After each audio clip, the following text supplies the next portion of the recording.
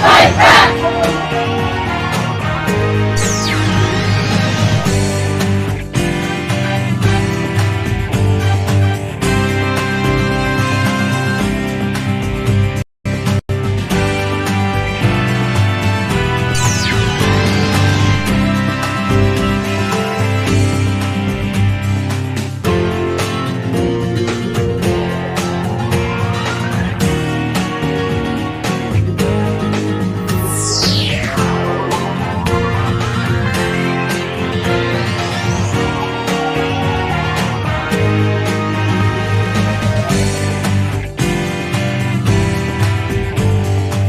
In addition to bringing you the Thom Hartmann program here on Free Speech TV and Video Media Online, we also have a whole set of ways you can interact with us and tools you can use to spread the word about the importance of democracy and the threats to it in our republic.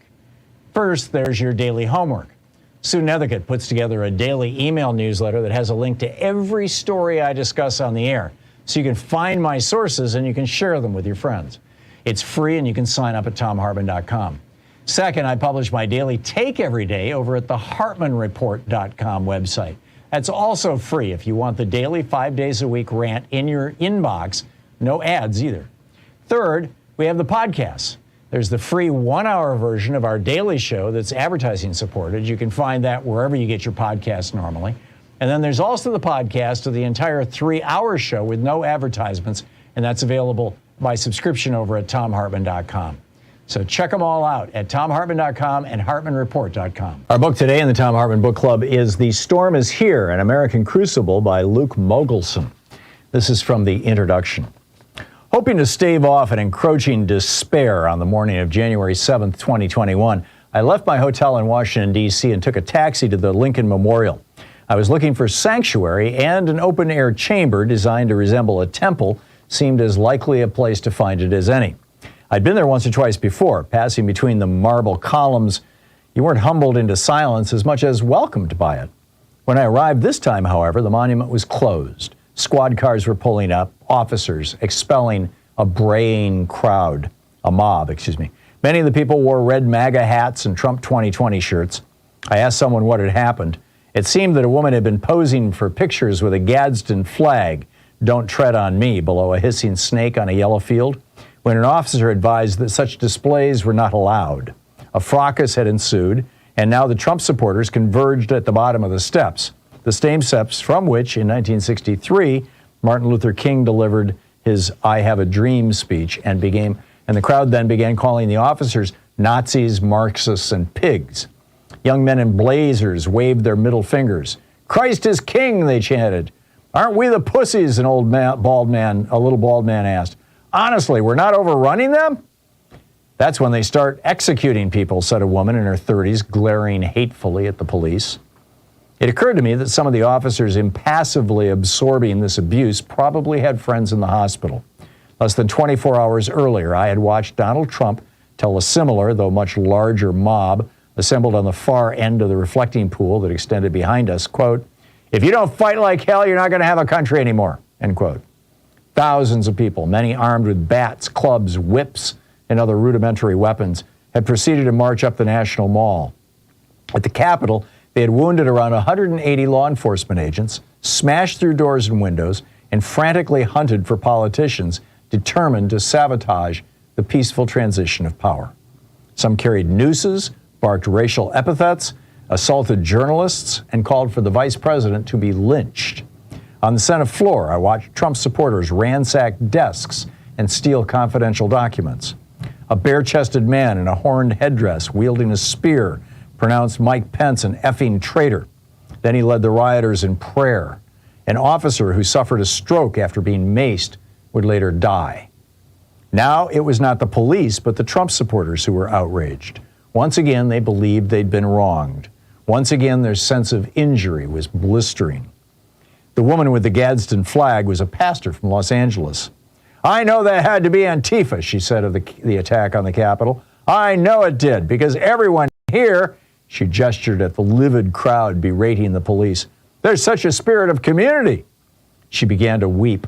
"How dare they?" she demanded of the officers. "What is wrong with this country? This is not my America. I don't understand." That made two of us. I could think of only one question to ask. Where do we go from here? The pastor wiped her tears. Her suffering was vast. I will tell you this, she sobbed. I will not turn the other cheek to what's not right. This is not right. This is not right. The first epidemic I reported on was in West Africa in 2014. Although Ebola was far more deadly and contagious than COVID-19, the international response is inadequate. Liberia's largest slum, a dense warren of crude squatter dwellings in a narrow peninsula that jutted into the Atlantic from downtown Monrovia, was a formidable early hot zone. Below a canopy of rusty sheet metal, some 80,000 denizens lacked running water, relieved themselves in the cramped gaps between walls, and repurposed detritus as a bulwark against eroding riverbanks. As the virus wiped out whole families, the Liberian military sealed off the encampments with ramparts and barbed wire. Gunships patrolled the coast. Crime spiked. Panic spread. Soldiers fired on people trying to escape. The community looked doomed. After 10 days, emissaries from the slum prevailed on the government to end the blockade. In exchange, they agreed to implement a suite of precautions, identifying and isolating sick people in their homes, tracking down their recent contacts, and vigilantly monitoring each individual for a period of 3 weeks, the maximum amount of time that the virus was known to incubate before manifesting symptoms. Normally, all this should have been the responsibility of medical professionals and epidemiologists. In the slum, though, the job fell to locals. Against most expectations, within a month, the Ebola outbreak had been contained. Monrovia was not an aberration. In the absence of rescue by the world and their own governments, which were among the poorest on the earth, West Africans proved remarkably adept at helping one another to survive. Neighborhoods mobilized, healthcare workers volunteered, secluded villages formed ad hoc forces to oversee sanitation, quarantines, and mandatory social distancing. Education was crucial. Initially, conspiracy theories abounded. Some West Africans embraced a rumor that the virus was a ploy to solicit foreign donor money. Spiritual healers proffered metaphysical explanations for the vagaries of death and illness. In one remote hamlet I visited in Sierra Leone, the chief had been told that somewhere a commercial plane had crashed. For every passenger who died, a villager must as well. The book, The Storm is Here, by Luke Mogelson.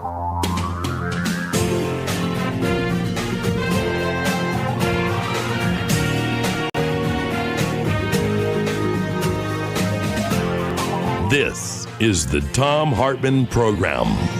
Hey, happy Friday, TGIF, Shabbat Shalom, Juma Mubarak, whatever it is for you. It's the end of the week for us, and we got a lot to talk about today. It's Anything Goes Friday. Congressman Ro Khanna is going to be with us. He's usually here every other Friday in the first hour of the program, but he's got an illness in the family, and so he's watching his kids. But he sends his regards. He'll be back presumably next week. And so basically, you know, the whole 3 hours is going to be you and me, and you know, anything that's on your mind. 202-808-9925 is the phone number. I do have a few stories that I do want to share with you.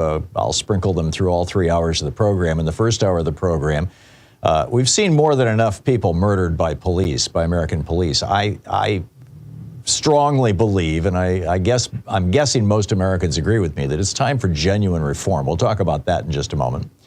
Also, how is the manufactured outrage for Fox so-called news? I mean, are you hearing from friends and family about how outraged they are that Xbox is grooming kids with its energy-saving mode, or the M&M's spokespeople are not sexy enough, or gas stoves? We'll get to that. And a crazy alert. You'd think George Santos would be more careful now, but looks like he forged a signature on a federal document. Why does the Republican Party embrace someone who doesn't know right from wrong? Oh, yeah. Anyhow, in a second hour, Bill Barr sent John Durham to investigate the FBI, and what he found was that Donald Trump had committed financial crimes, and then he covered them up. We'll talk about that in the second hour. Also, Geeky Science, do antidepressants help bacteria become resistant to antibiotics? Turns out the answer appears to be yes. This is kind of scary news. In the third hour of our program, why is Chevron doing a $75 billion stock buyback while price gouging Americans and slamming the climate crisis? And in our third hour, in good news, New York City libraries are offering access to free banned books and a membership to the Intellectual Freedom Teen Council to help one another fight censorship. A lot going on there. My op-ed today, published over at HartmannReport.com, is titled, "We've seen enough people murdered by American police. It's way past time for genuine reform." And, you know, I start out by talking about the horrors of this murder of Tyree Nichols, the latest victim of American police. As his stepfather, Rodney Wells, told CNN, quote, "When I saw the police officer, you know, they have this little stick, this metal thing that they pull out. I saw them pull that out and start beating my son with it. And I saw officers hitting on him. I saw officers kicking him. One officer kicked him like he was kicking a football a couple of times." By the way, I would add, Tyree Nichols weighs about 150 pounds. Every single one of these 5 cops weighs over 200. 3 of them were high school football players. Okay, back to his stepfather. But the most telling thing about the video to me was the fact that it was maybe 10 officers on the scene, and nobody tried to stop it, or even after they beat him and they propped him up against the car, no one rendered aid to him whatsoever. They walked around smoking cigarettes like it was all calm and, you know, bragging about what happened. He was sitting there, and then he slumped over, and an officer walked over to him and said, "Sit back up, mother effer," you know, while he's handcuffed. So he had to, you know, they prop him back up, and he slumped over again, and they prop him back up again, but nobody's rendering aid. I saw some fire department people come out there, and they just walked around. Nobody showed him any aid, and they're supposed to be trained in first aid. End of quote. Here's the simple reality. You and I are 30 times more likely to be murdered by police in the United States than are citizens of Germany or Great Britain. In 2018, for example, police killed about 1,100 people in the United States. In Germany, cops killed 11 people. In Australia, they killed 8 people. In Sweden, they killed 6 people. In the United Kingdom, they killed 3 people. And in New Zealand, cops killed 1 person the entire year. So why do we have this huge disparity between us and every other developed country in the world?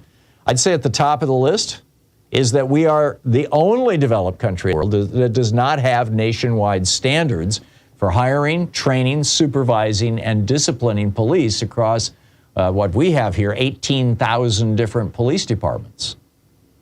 You know, it takes an officer years to become a street cop in most developed countries.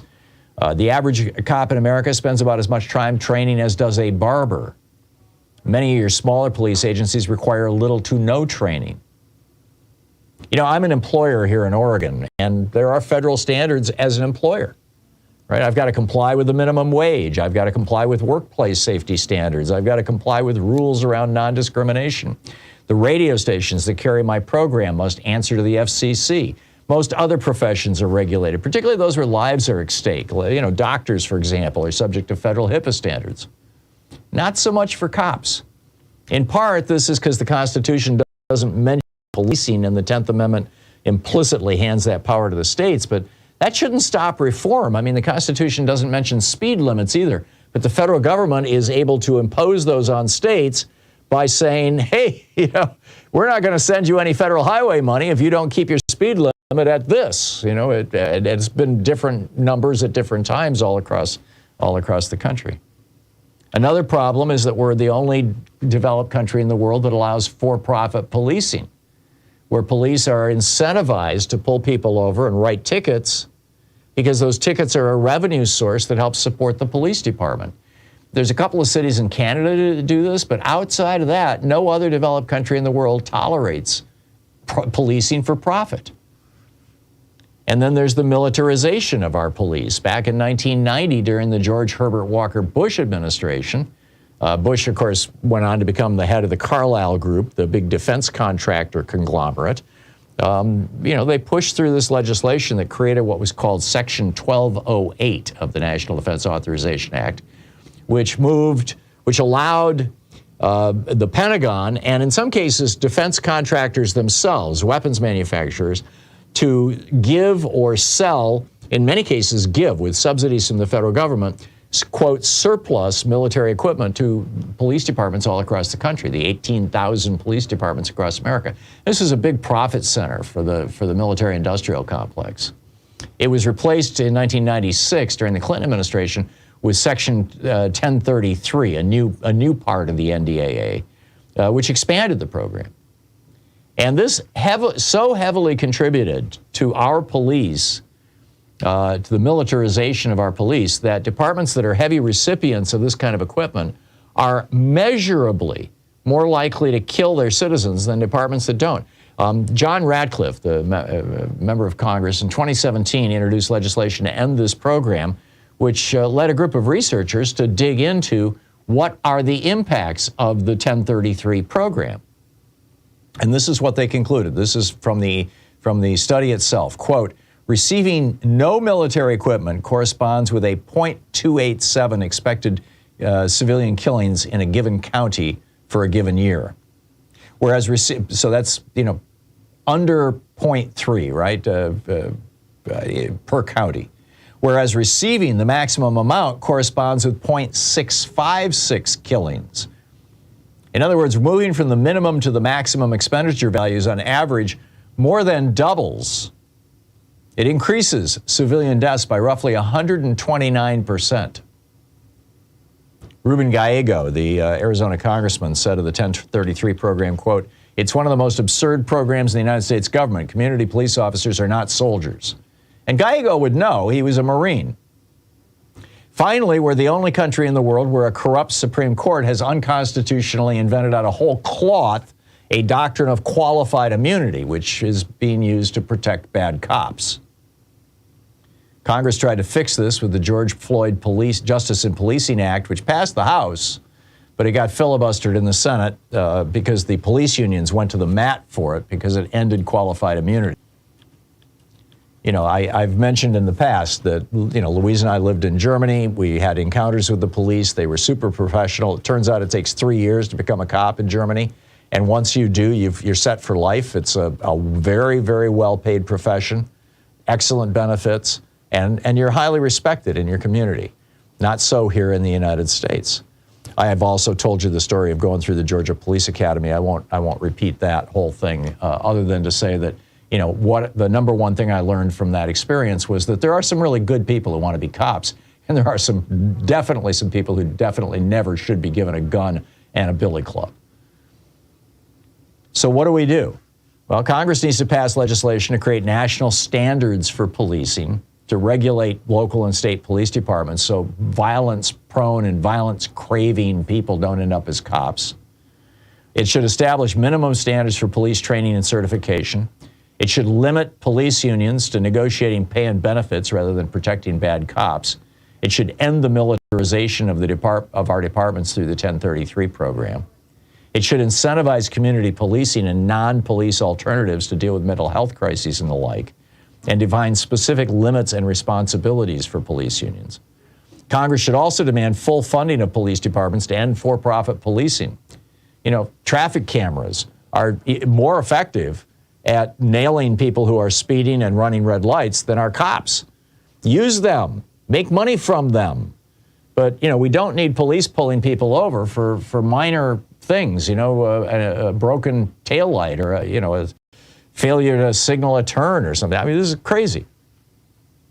Congress should also, in my opinion, create a cabinet-level agency, a Department of Public Safety that oversees police across the United States. I mean, 1,100 people last year died at the hands of police in the United States. We're the only developed country in the world where this is a problem.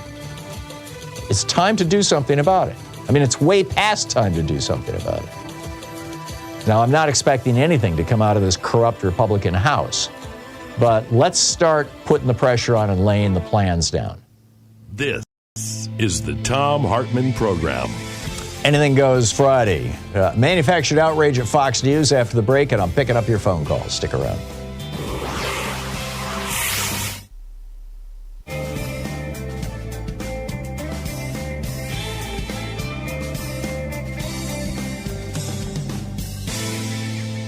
And welcome back. Cliff in Santa Clarita, California. Hey, Cliff, what's on your mind today? Good morning, Brother Tom. I agree totally with your rant. I can't agree more. Hey, anyways, I think you probably heard that the doomsday clock got set back to, or moved up to 90 seconds to midnight. Yeah, I read the headline. I didn't read the story. What was their rationale? Was it the war in Ukraine or what? That was one of the rationales, yes, the war in Ukraine, absolutely. And my take is, you know, like you've mentioned before on your program, the sixth mass extinction that we're currently in, it doesn't get any play on TV ever. Yeah. But, you know, it's certainly adding to this, you know, the doomsday clock scenario. You know, it's to me, this is the ultimate crime, Tom. You know, we inherited this amazing planet, and we're destroying it for greed and money. And it just seems so sad to me, you know, in the big picture, you know? I'm with you. Yeah. Yeah, well, I think the major job that we have, Cliff, right now is to wake people up to this, is to educate people about it. I think generally most people, when they understand the situation, realize that there's, you know, some urgency here. I know, but we're up against the fossil fuel billionaires. Yeah. And the rest of them. Yeah. Yeah. There you go. You know, they're not here for the good of us. You know, they don't look at the big picture. They're all about greed and money, here and now, you know. Yep. And it's affecting the rest of this planet. I get it, Cliff. I get it. Thank you for the rant. Well said. Amen. Kurt in Akron, Ohio. Hey, Kurt, thanks for watching Free Speech TV. What's on your mind? Hey, thanks, Tom, for taking my call. Hey, in reference to Cliff, didn't Biden kind of take a step into the right direction with the fossil fuel by charging them 15% taxes now? Yeah, he's taken a number of steps in the right direction, actually. You know, but I'm just saying that's one specifically. And if you've noticed, I don't know if you watched this yesterday when he was in Virginia, you ever notice how Joe Biden sometimes talks like Bishop Sheen a little bit, where he's real calming and then he gives that real rousing, booming segment of his speech, kind of like Bishop Sheen used to do on his Life is Worth Living. I don't know who Bishop Sheen is. He was the guy, he was a Catholic bishop who had the show Life is Worth Living back in the 50s and 60s. But anyway. Okay. But anyway, the reason I called is, did you hear about Jimmy Carter's classified documents being unearthed? Oh, no. No, I didn't. Yeah. Back in 1884, Calvin Woodward did this on the Associated Press yesterday. It broke yesterday.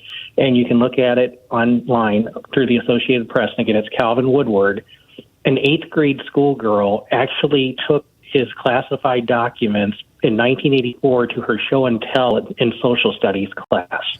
And here's what happened. What happened is Jody Hamilton. Sorry, Jody, if you're listening. Jody Powell, President Carter's press secretary at the time. Right. He left top secret documents in his Cleveland hotel room after the Carter-Reagan debate, and this kid's father actually was in that hotel room afterwards and found them and thought, hey, this is a cool souvenir, and kept them for 3-4 years before the kid took them to school for show and tell. Wow. Amazing. Yeah, number one, too many things are classified. Number two, we need to clean this thing up. But none of that diminishes the fact that Donald Trump, in my opinion, stole classified documents so he could sell them to the Saudis and the Russians. And nobody is saying this out loud. It's and I don't know why. Kurt, I got to run, but thank you for the call. It is 22 minutes past, 22 minutes past the hour.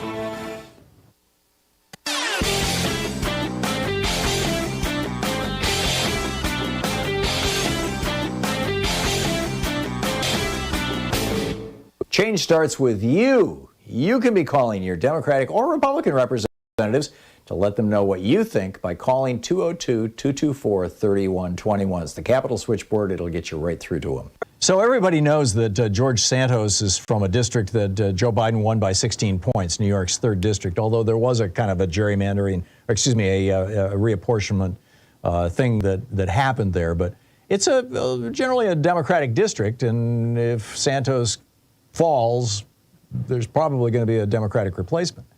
But that's just the beginning of the story. David Vallejo in California's 22nd district, for example, represents a district that Biden carried by 16 points.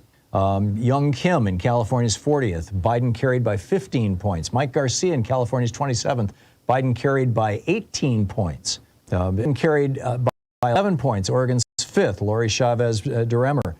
Brian Fitzpatrick, Pennsylvania's 1st. Biden carried it by 14 points. I've got a whole video that lists all of these. There's 18 of them that should be easy pickups for the Democrats in 2024. It's over at thomhartmann.com. Check it out.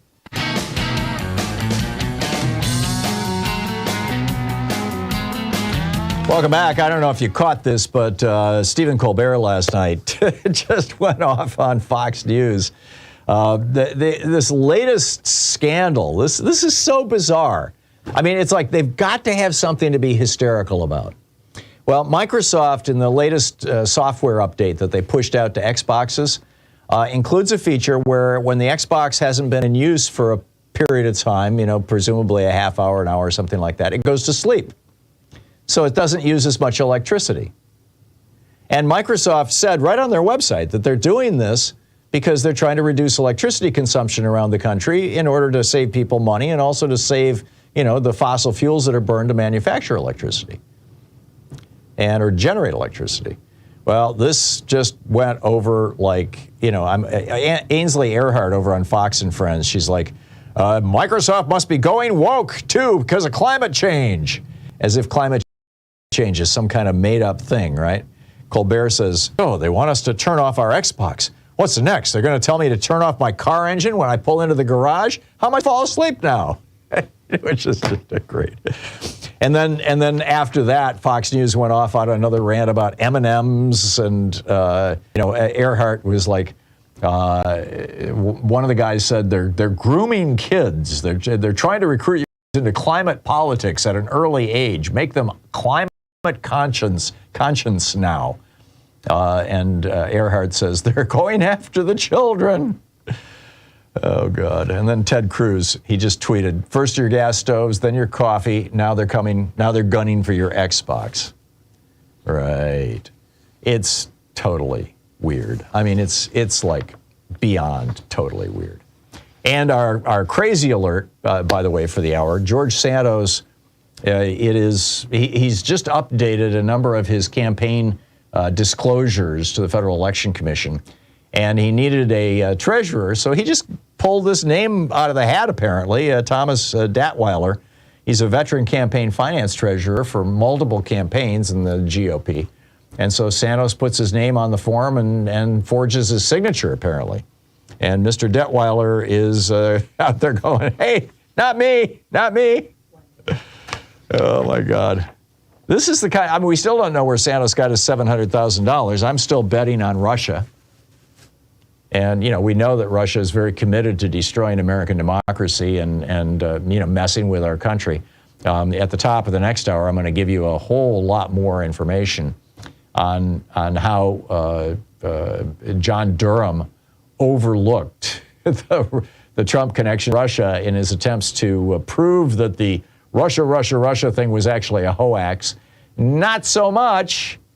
Turns out that Donald Trump was committing financial crimes, and then, he just decided to look the other way. This is the GOP. I mean, George Santos is the candidate. Donald Trump told 30,000 lies while he was president. He averaged 7 and 10 lies a day, or maybe more. I haven't divided the number of days into 30,000, but I've heard both these statistics. So George Santos is just the perfect guy to follow on. Anyhow, it's Anything Goes Friday. I'll pick up on the other side of the break here, whatever you'd like to talk about, from UFOs to the state of the world to American politics to our policing. By the way, the Tyrese Nichols video is going to be released at 7 o'clock Eastern Time tonight. We'll be right back. You're listening to the Thom Hartmann Program. Call 202-808-9925. Right back with your calls on the other side of this break, helping you win the water cooler wars. Thom Hartmann here.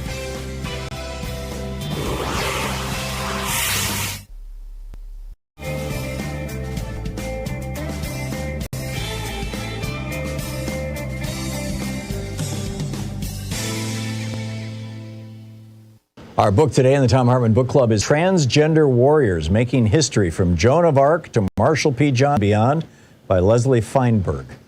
This is from the preface. Are you a guy or a girl? I've heard the question all my life. The answer is not so simple, since there are no pronouns in the English language as complex as I am, and I don't want to simplify myself in order to neatly fit one or the other. There are millions more like me in the United States alone. We have a history filled with militant heroes and heroines, yet therein lies the rub. How can I tell you about their battles when the words woman and man, feminine and masculine, are almost the only words that exist in the English language to describe all the vicissitudes of bodies and styles of expression? Living struggles accelerate changes in language.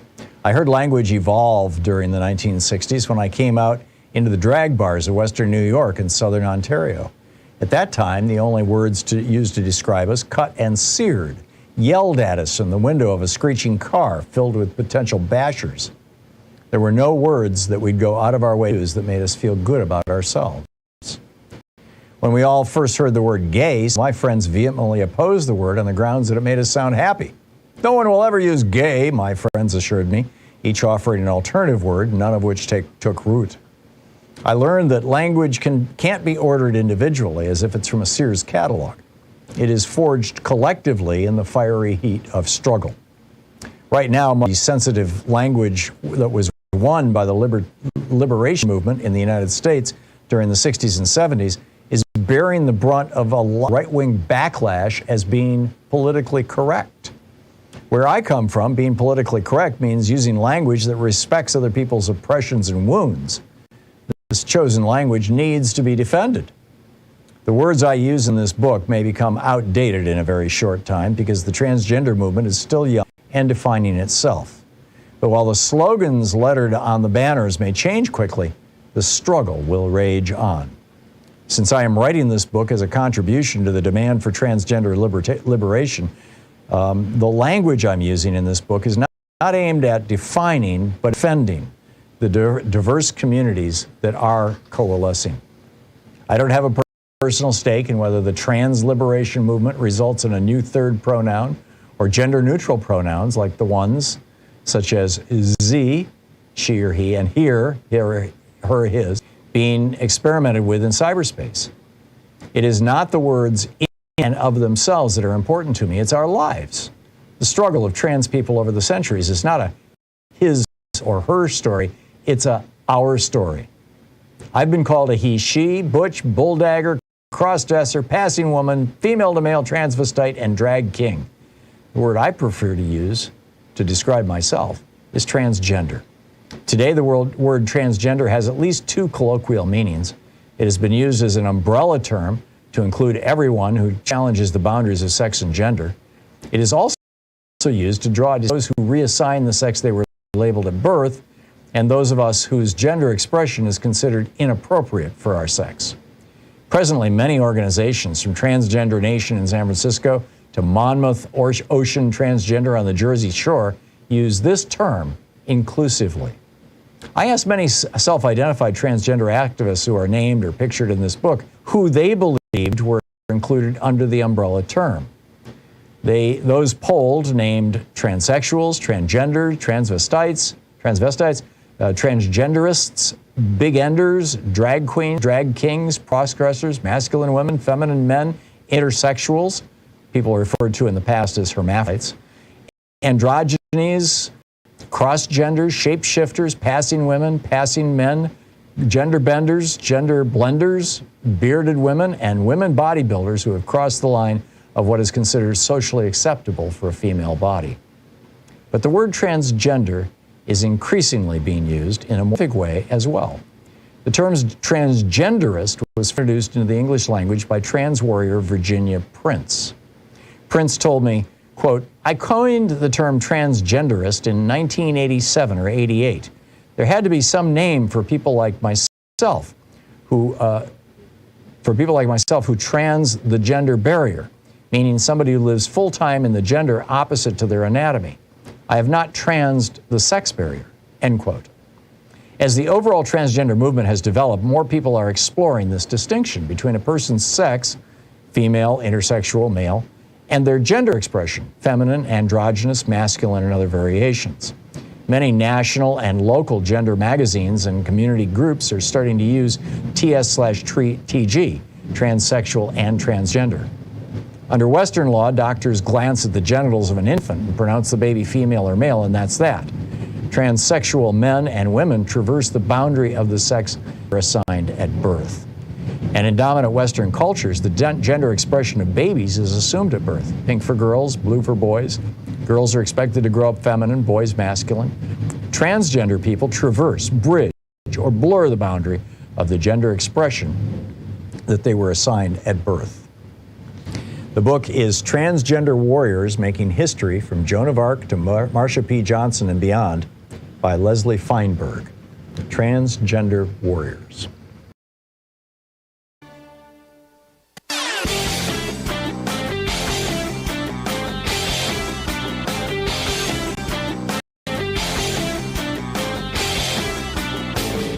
Share the Thom Hartmann program with your friends. We're available on SiriusXM, Free Speech TV, Pacifica, commercial stations nationwide, YouTube, Twitter, Facebook, on the Hartmann app, and you can even tell your smart speaker to listen to the Thom Hartmann program.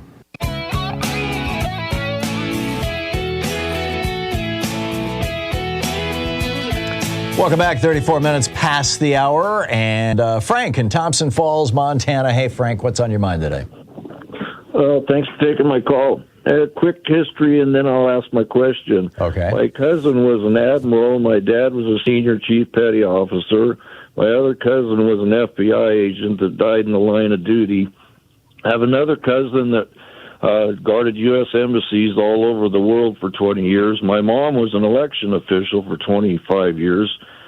And in the meantime, my father wrote letters to his politicians all this time. I call between 10 and 20 times a week to my politicians on different issues, and I belong to the Democrat Society here in Montana. Is there anything that I can do besides that will help further the cause of the progressive mentality? It's just really frustrating because all I get is cover letters back from the people that I write or respond to, right. And I actually ask them, if I ask you a legitimate question, why can't I get a legitimate response? But yeah. I'm just up against it, trying to figure out what I can do as an American to take and further the United States. And I consider myself an American, not a Democrat or Republican, even though I lean towards the Democrat progressive side.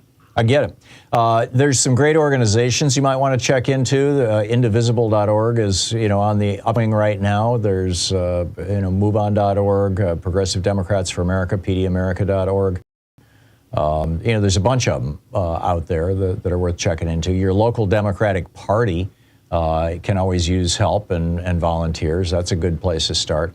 If you're calling your elected representatives 10 to 14 times a week, you may start finding yourself being ignored. They'll put you in the category of crackpot. You might want to dial back to 2 or 3 calls a week and to different people, so you're not calling any one person more than once every week or two. Well, I've got 4 representatives, so I call each one. So that's like 3 calls per representative a week. Yeah. So probably a lot. You might want to filter. Sort out what are the things that are really important to you and only call about those things.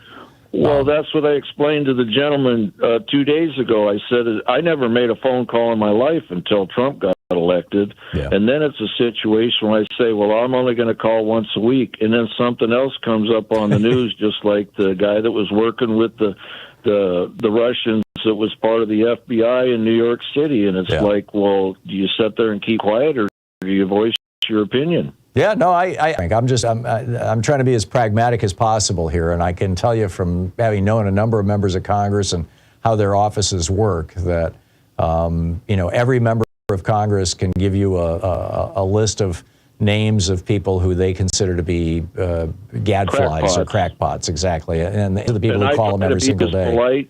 And they largely ignore as polite and courteous as possible when I'm talking to them, so they don't consider me a crackpot. Yeah, and that's good. I'm just saying, probably calling more than once a week is going to hurt you more than help you. But right. do what you think is right. I mean, I think you're doing a lot of great stuff, Frank, and I salute you for it. And you're a patriotic American. Good on you. I got to move along, but thank you, Frank, for the call, and good luck. Edward in Long Beach, California, listening on KPFK. Hey, Edward, what's on your mind today? Hi, Tom. Thanks for taking my call. I'm just heartbroken because we keep sending money to Israel, and yesterday they went into the refugee camps in Jenin in the West Bank and killed over 10 people. Most of them were children. They tear gassed the pediatric ward of the hospital. They didn't let the medics go through to help the injured. This is the right-wing Israeli government that's taking over, that's taking power now, and I think we need, as Americans, to stand up and get our Congress people in the Biden administration to put on Israel to stop using our tax money, what they're doing to the Palestinian people, and we need to stand up for Palestinian human rights. And this is what I want to bring to the table. I want to have peace, justice. When we want to help the Ukrainians from an invading army, we arm Russia. I'm not suggesting we arm Palestinians. We don't need to. All we need to do is Israel, with all the billions of tax dollars we give them, to stop their aggression and to go for the two-state solution and stop supporting the settlers who go in to the Palestinian villages and are doing horrible things to the Palestinian people as we speak. Yeah, I broadly agree. I also think that now that to some extent, I suppose Trump deserves some credit for this. But now we've got the Arab world talking to Israel, right? The Saudis and the UAE. That this might be a great time to try to broker a two-state solution. The problem is Netanyahu is prime minister again, and he's apparently opposed to a two-state solution. And what that's going to lead to is really hard to understand. I mean, basically they've turned Gaza into a giant open-air prison camp, and it's not right. It's not good. It's not right. And of course the ongoing theft of land within Israel proper as well is frankly not stopping. And I get your point. I'm with you. Edward, thank you very much for the call. Carrie in Arlington Heights, Illinois. Hey, Carrie, what's up? Hey, Tom. Okay, so I want to preface this with I'm not a Milton Friedman fan at all, and I'm a big Thom Hartmann fan. I finished your book, The Hidden History of Neoliberalism, and it's a very important book. I think people should definitely read it.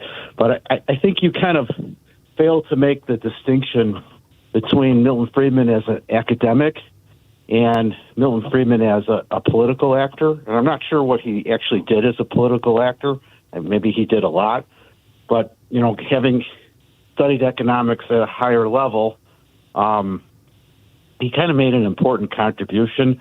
And I call them radical capitalists. I think it's maybe a more accurate term because they believe markets work always and everywhere. Mm-hmm. And from an academic standpoint, that's an interesting exercise. But when you start applying it to politics, it's, I think, a real big problem, like you bring up. Yeah.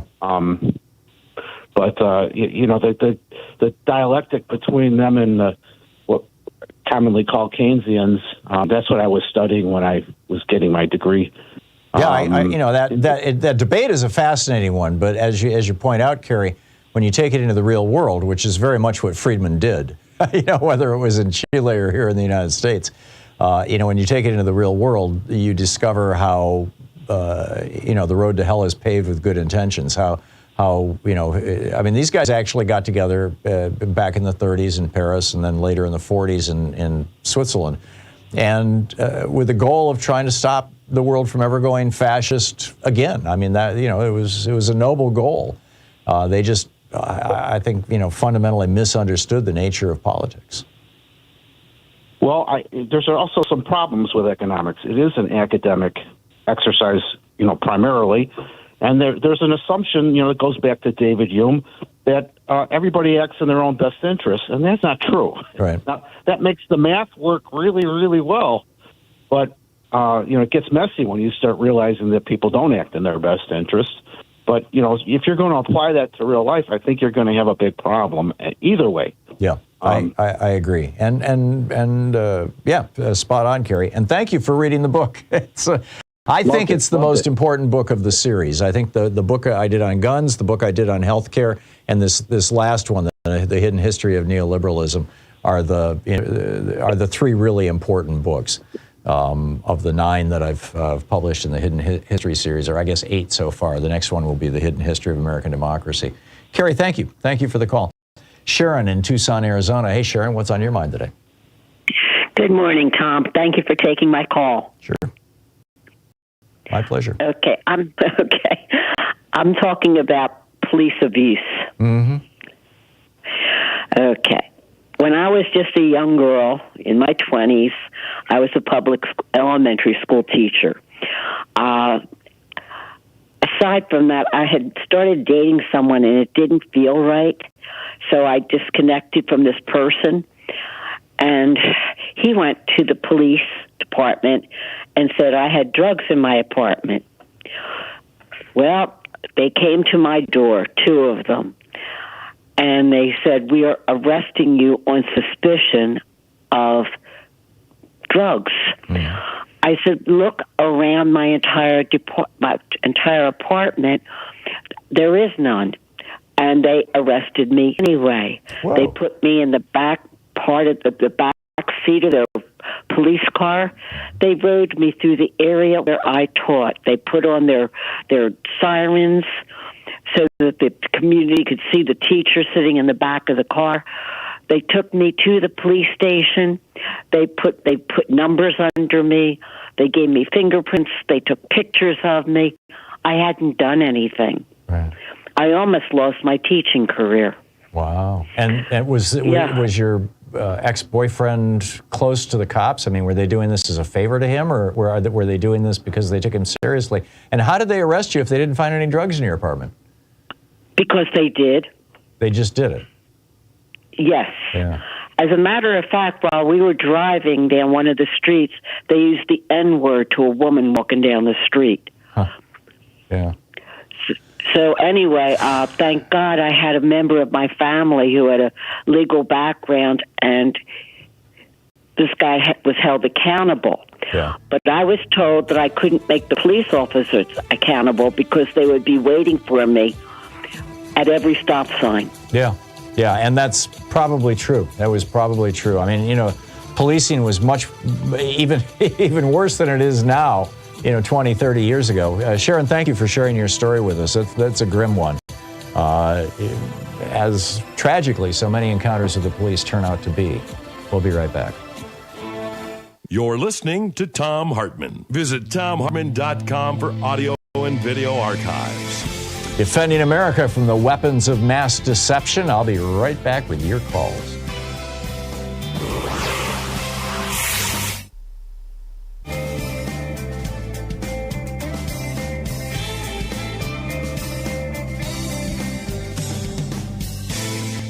And welcome back. Brian in Dubuque, Iowa. Hey, Brian, what's on your mind today?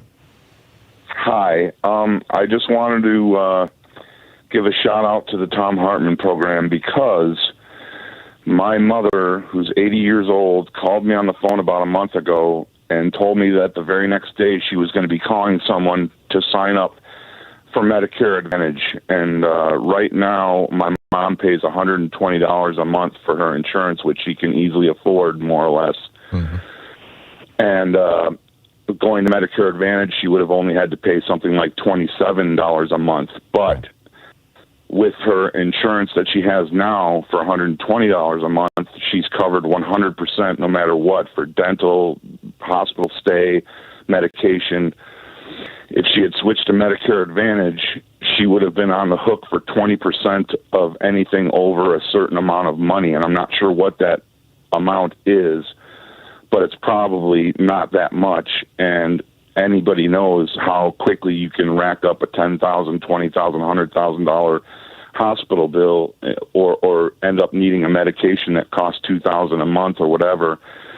And had that happened, had she signed up for it and something like that had happened where she had major expenses, it could have bankrupted her. And so I was, when she told me she was going to be doing that, my heart sank, and I spent about 25 minutes trying to convince her to look into it very close before she made the decision. And luckily, my older brother, who's a Dartmouth graduate, was there with her and they looked into it after I got off the phone with her, and they called me back about an hour later, and they said, yeah, I looked into it, and you were right, Brian. It would have cost, it could have been very bad for me, and she decided to do it. But the reason I told her, the reason I told her not to do it, or at least to look into it, is because of the information that I received from your program. So thank you very much, Tom. Well, you're welcome, Brian. Thanks for the acknowledgement. All right. You're familiar with the difference between a Medigap policy and a Medicare Advantage policy, right? I am not. Okay. Real Medicare has that 20% hole built into it. And so a Medigap policy is an insurance policy that fills that 20% hole. So I have real Medicare, plus I have a Medigap policy from one of the insurance companies, and that I pay for. I pay annually, but you can pay for it monthly. Medicare Advantage kind of rolls the two together, but then the problem with Medicare Advantage is not the 20% hole. That's with real Medicare. The problem with Medicare Advantage is that when you get seriously sick, they'll just start changing everything and refusing to pay for it, and so you get screwed. But just for your information, just so you know, because it sounded like you were kind of confusing the two. So you've got Medicare, and Medicare requires a Medigap policy, or you have Medicare Advantage, which doesn't require a Medigap policy, but is substandard in most cases. And so if she has regular Medicare, she should get a Medigap policy to add to her Medicare, but don't go for Medicare Advantage. Well, she has insurance through a hospital. Oh, okay. Well, they're probably covering. And I don't know. I don't know how that works. Why she has insurance through a hospital, but that might be Medicare Advantage. I just don't know. But Brian, thanks for the call. Thanks and the acknowledgement. I appreciate it. It's 49 minutes. Well, 10 minutes before the hour. 50 minutes past the hour. We'll be right back with more of your call on Ghost Friday in just a moment.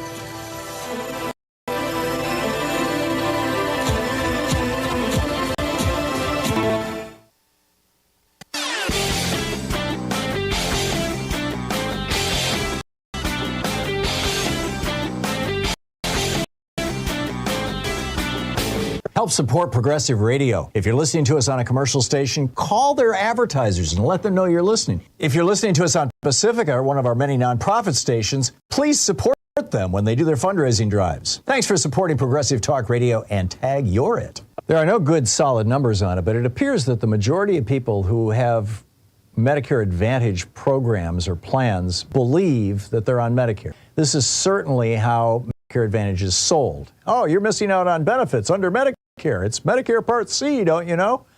C for commercial, right? But people don't realize that when you sign up for Medicare Advantage, you are leaving behind Medicare, and you may never be able to get back to it, or at least not in the way that you could have if you had signed up for it when you were 65 and you stayed with it. And now stepping into this void come Congressman Mark Pocan and Congressman Ro Khanna with the new Medicare Act that would prevent this kind of deceptive advertising and marketing by forbidding insurance companies and HMOs and whatnot from using the word Medicare to sell these for-profit plans or these so-called Medicare Advantage plans. We all need to be supportive of this. There's a whole video about it over at thomhartmann.com. Check it out.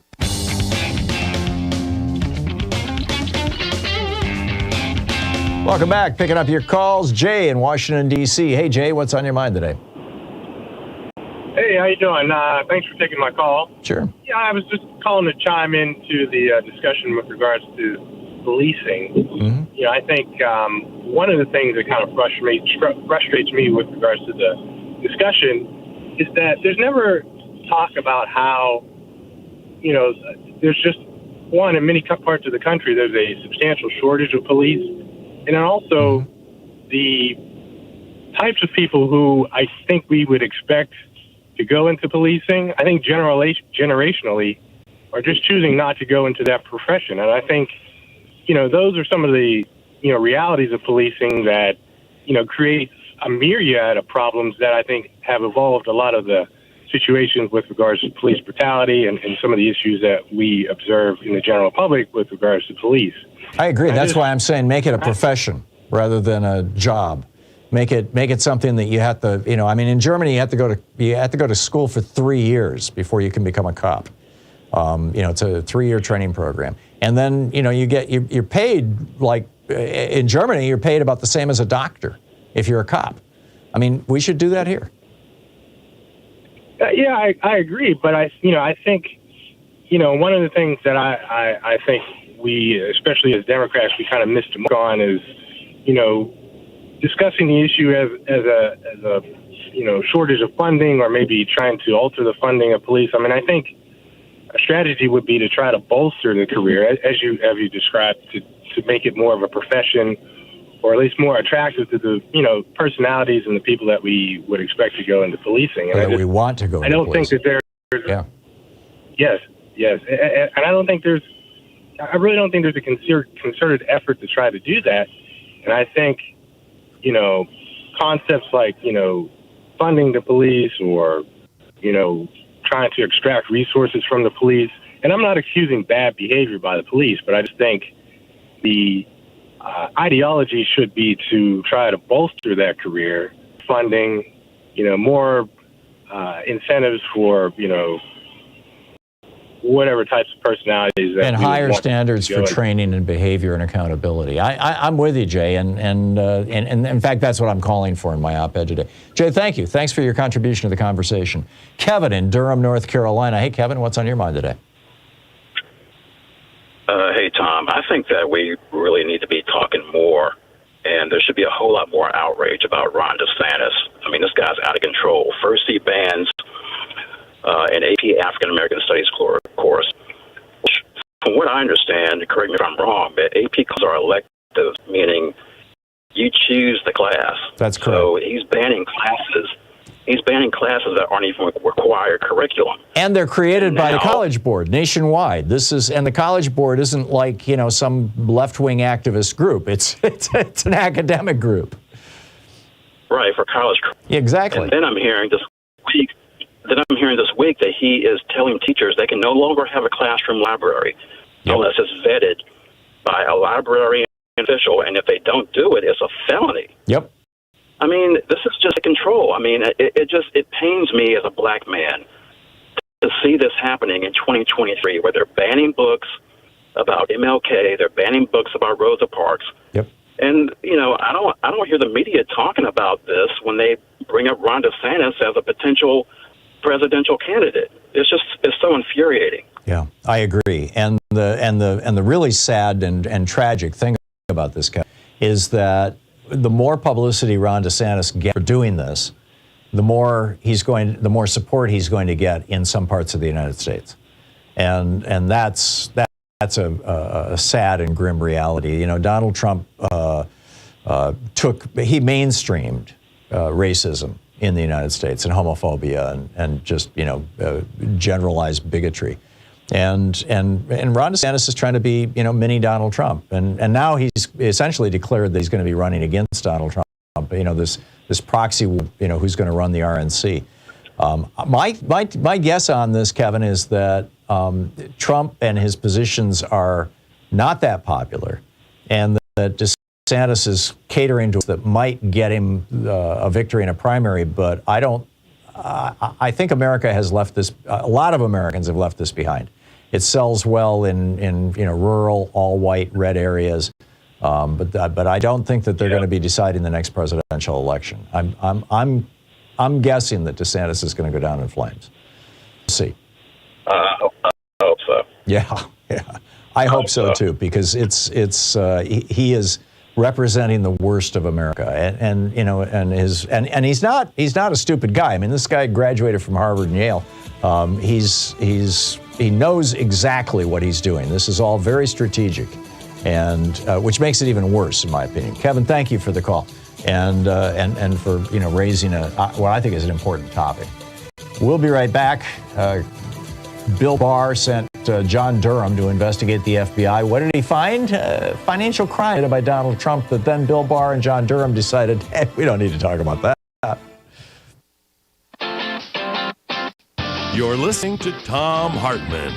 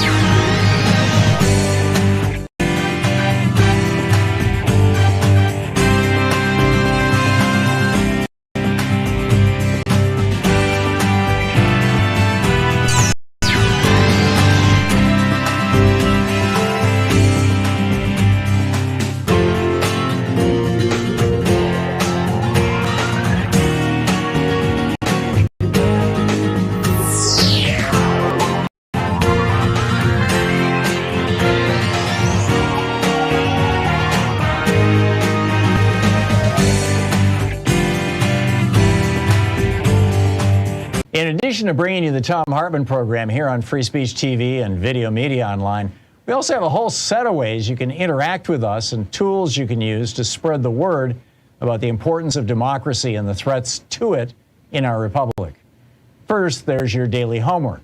Sue Nethercutt puts together a daily email newsletter that has a link to every story I discuss on the air, so you can find my sources and you can share them with your friends. It's free and you can sign up at thomhartmann.com. Second, I publish my daily take every day over at the hartmannreport.com website. That's also free if you want the daily 5 days a week rant in your inbox. No ads either. Third, we have the podcasts.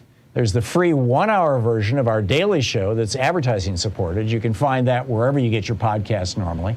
And then there's also the podcast of the entire 3-hour show with no advertisements, and that's available by subscription over at thomhartmann.com. So check them all out at thomhartmann.com and hartmannreport.com. Today we're reading from Elon Papp's book, The Ethnic Cleansing of Palestine. This is from the preface. It's titled The Red House. The Red House was a typical early Tel Avivian building, the pride of the Jewish builders and craftsmen who toiled over in the 1920s. It had been designed to house the head office of the local Workers' Council. It remained such until toward the end of 1947 it became the headquarters of the Haganah, the main Zionist underground militia in Palestine. Located near the sea on Yarkon Street in the northern part of Aviv, the building formed another fine addition to the first Hebrew city in the Mediterranean, the White City, as its literati and pundits affectionately called it. For in those days, unlike today, the immaculate whiteness of his houses stood the town as a whole in the opulent brightness so typical of Mediterranean port cities of that era and that region. It was a sight for sore eyes, elegantly fusing Bauhaus motifs with native Palestinian architecture in an admixture that was called Levantine, in the least derogatory sense of the term. Such too was the Red House, its simple rectangular features graced with frontal arches that framed the entrance and supported the balconies of its 2 upper stories. It was either its association with the workers' movement that had inspired the adjective red, or its pinkish tinge that it acquired during sunset that had given the house its name. The former was more fitting as the building continued to be associated with the Zionist version of socialism when, in the 1970s, it became the main office for Israel's kibbutzim movement. Houses like this, important historical remnants of the Torah period, prompted UNESCO in 2003 to designate Tel Aviv as a World Heritage Site. Today, the house is no longer there, a victim of development, which has razed this architecture to the ground to make room for a car park next to the new Sheraton Hotel. Thus, in this street, too, no traces left of the White City, which it has slowly transmogrified into the sprawling, polluted, extravagant metropolis that is the modern Tel Aviv. In this building on a cold Wednesday afternoon, 10 March 1948, a group of 11 men, veteran Zionist leaders, together with young military Jewish officers, put the final touches on a plan, the ethnic cleansing of Palestine. That same evening, military orders were dispatched to the units on the ground to prepare for the systematic expulsion of Palestinians from vast areas of the country.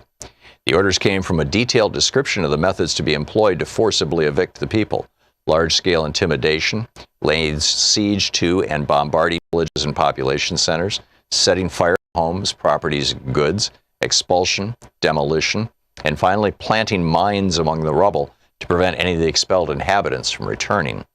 Each unit was issued with its own list of villages and neighborhoods as the targets of the master plan. Codenamed Plan D, Dalet in Hebrew, this was the fourth and final version of less substantial plans that outlined the fate the Zionists had in store for Palestine and consequently for its native population.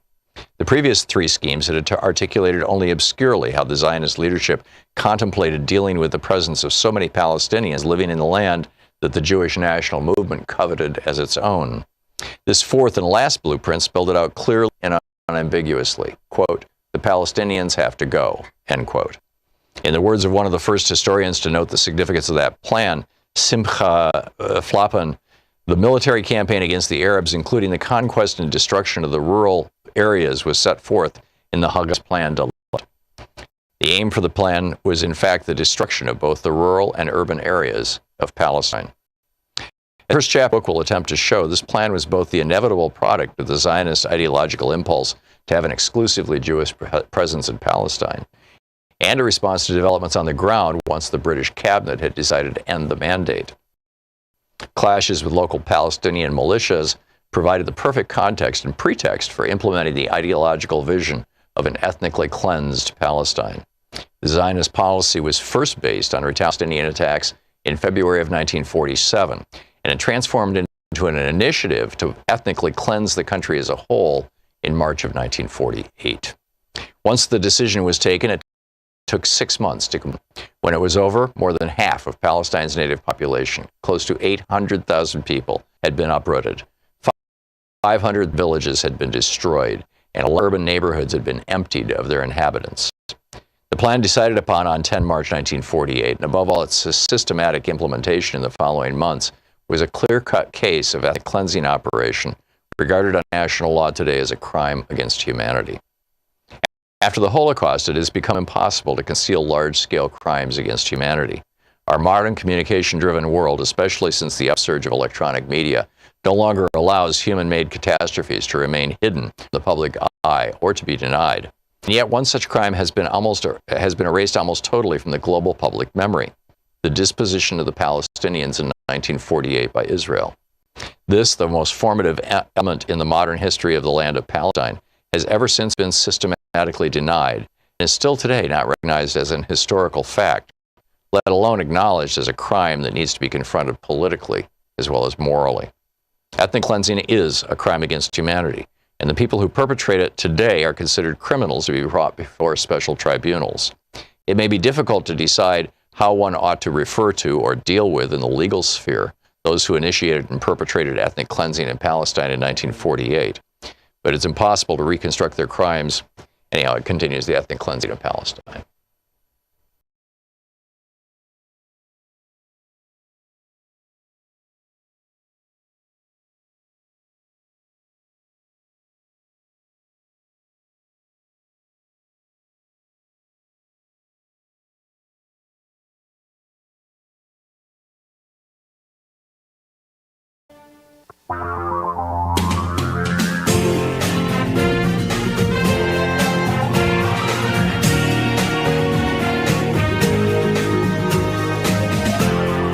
This is the Thom Hartmann Round. Welcome back to the second hour of our program. New bombshell report about the Durham probe. You will recall Donald Trump complained to Bill Barr that the Clinton campaign and the FBI and the federal government were all conspiring back in 2016. This was the tail end of the Obama administration to hurt his campaign. And then after he became president, continued to conspire to hurt him as president. And so Bill Barr made this very public announcement that he felt that the FBI had been weaponized against Donald Trump, and he was going to get to the bottom of it, and he was going to find out what was going on. And he hired this guy, John Durham, who had this reputation as kind of a straight shooter prosecutor, investigator guy, and said, go. Gave him $6 million in 4 years to find out who was in the government, who had the deep state that was trying to hurt Donald Trump. And what did they find? Nothing. Literally nothing. With one exception.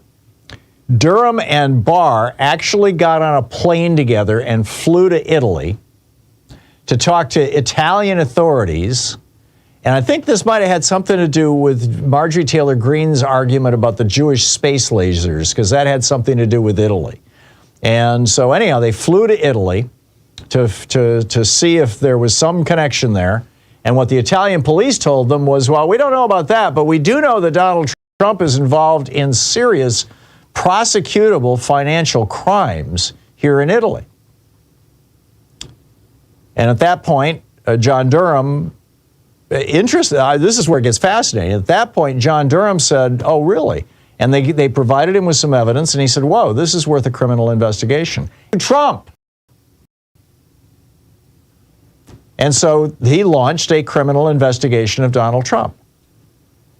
And of course, what got publicized on Fox News for weeks was that the Durham investigation has gone criminal, suggesting that they were going to go after the FBI, or they were going to go after Joe Biden, or they were going to go after Barack Obama, or somebody committed a crime against Donald Trump. Turns out they were looking into crimes committed by Donald Trump himself. And when they completed the investigation, sure enough, there was evidence of crimes, but they decided that it wasn't really worth prosecuting, and so they just kind of set it on the back burner. And to this day, we don't know the details. I am guessing we will find out these details in the coming weeks or months. But Durham, the only crime he found was a crime by Donald Trump. Now, this is the guy who is supposed to be investigating the connection between Trump and Russia and the investigation into the connection between Trump and Russia. So what happened with this connection between Trump and Russia? We know that Donald Trump and, his son and, and others were meeting with Russians. We know that Paul Manafort had been working for Putin. He had been Putin's guy in Ukraine. He got Viktor Yanukovych elected in Ukraine. Viktor Yanukovych was Putin's puppet running Ukraine. When they finally drove Yanukovych out in the Orange Revolution, I believe it was, the Manafort had to leave town, and that was like around 2015, 2016. And so Manafort came to the United States and volunteered for no money at all to run Donald Trump's campaign. Well, it turned out he was getting millions of dollars from Oleg Deripaska, the same Russian oligarch who was helping Mitch McConnell with an aluminum factory in Kentucky just in time for the election. Deripaska, a Russian billionaire. You don't get to be and stay a living Russian billionaire without kissing Vladimir Putin's ass. It's just that simple. So, this was a guy who was working for Putin. He was paying Manafort. He was helping Mitch McConnell. And now it turns out that when the New York field office, which was in charge, there was this guy, Charles McGonigal, who was the agent in charge of counterintelligence and cyber espionage for the FBI, working out of the New York field office.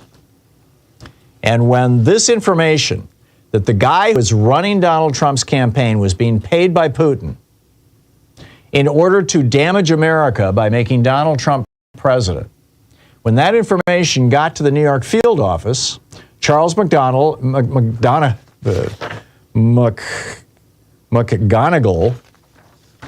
deep-sixed it. And nobody knew why. I mean, we were all trying to figure out, Trump and Yanukovych and Manafort, all these guys. And Trump signed a deal with Putin 2 weeks before the election in 2016 to build a Trump Tower in Moscow on the assumption that he wasn't going to get elected. And so he was going to do this $1 billion deal with Vladimir Putin. Now, all of that should have raised giant red flags, but this FBI agent in New York deep-sixed the whole thing. Well, now we learn, just in the last week, we have learned that this FBI agent was taking, in fact, he got arrested for it, the day before yesterday. He was taking money from Deripaska, from Putin, in order to cover up Trump's connections to Russia, which is just mind-boggling. So, we'll see where this goes. Now now the stories are coming out about Charles McGonigal. It turns out not only was he, a bad guy in that he was working for Russia in the FBI, in the counterintelligence office, blocking the investigation into Donald Trump. Not only was he doing that, but he was married with 2 kids, and he had a girlfriend on the side, a separate apartment. And his girlfriend has now testified that one day when he was at her house, she didn't know, she thought he was in the process of getting a divorce. He was not. That one day she discovered a bag of cash in their bedroom. Like, $100 bills rolled up into giant wads. And she was like, where'd this come from? It was apparently the money that the Russians were giving him. But he said, I want it at the track, right? At the racetrack. Right. All righty, keep an eye on this story, because I have a feeling this story has a lot of legs. There is some complexity to it, and so it's probably not going to be, dealt with the way it should be, in my opinion, by the corporate media. But big deal. This is a big deal. Our Geeky Science for this hour This is absolutely breathtaking. Nature magazine published this article.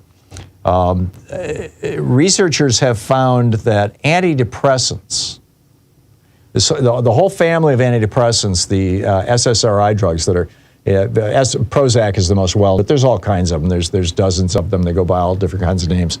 That these drugs actually have a mild antibiotic effect.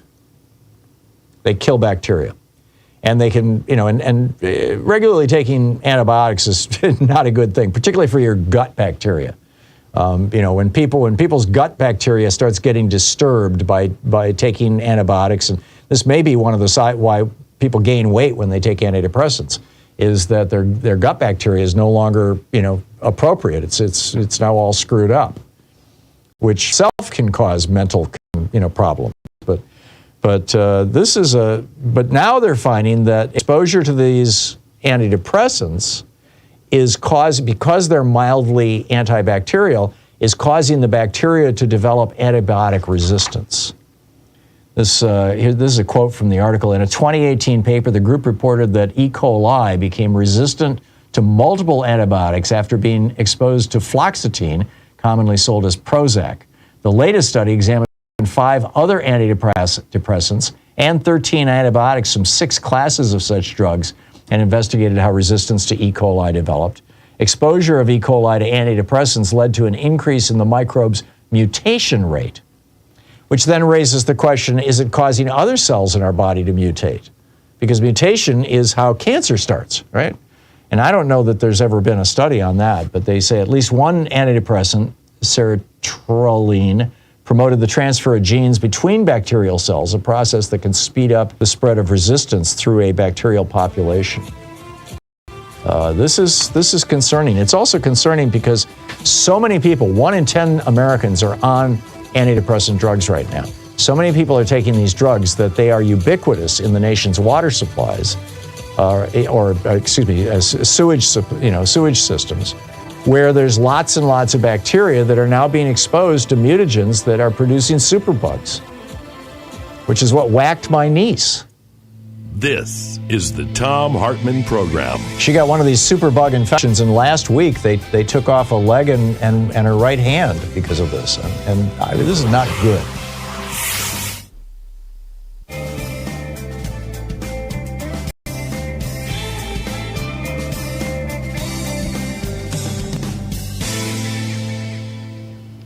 And welcome back.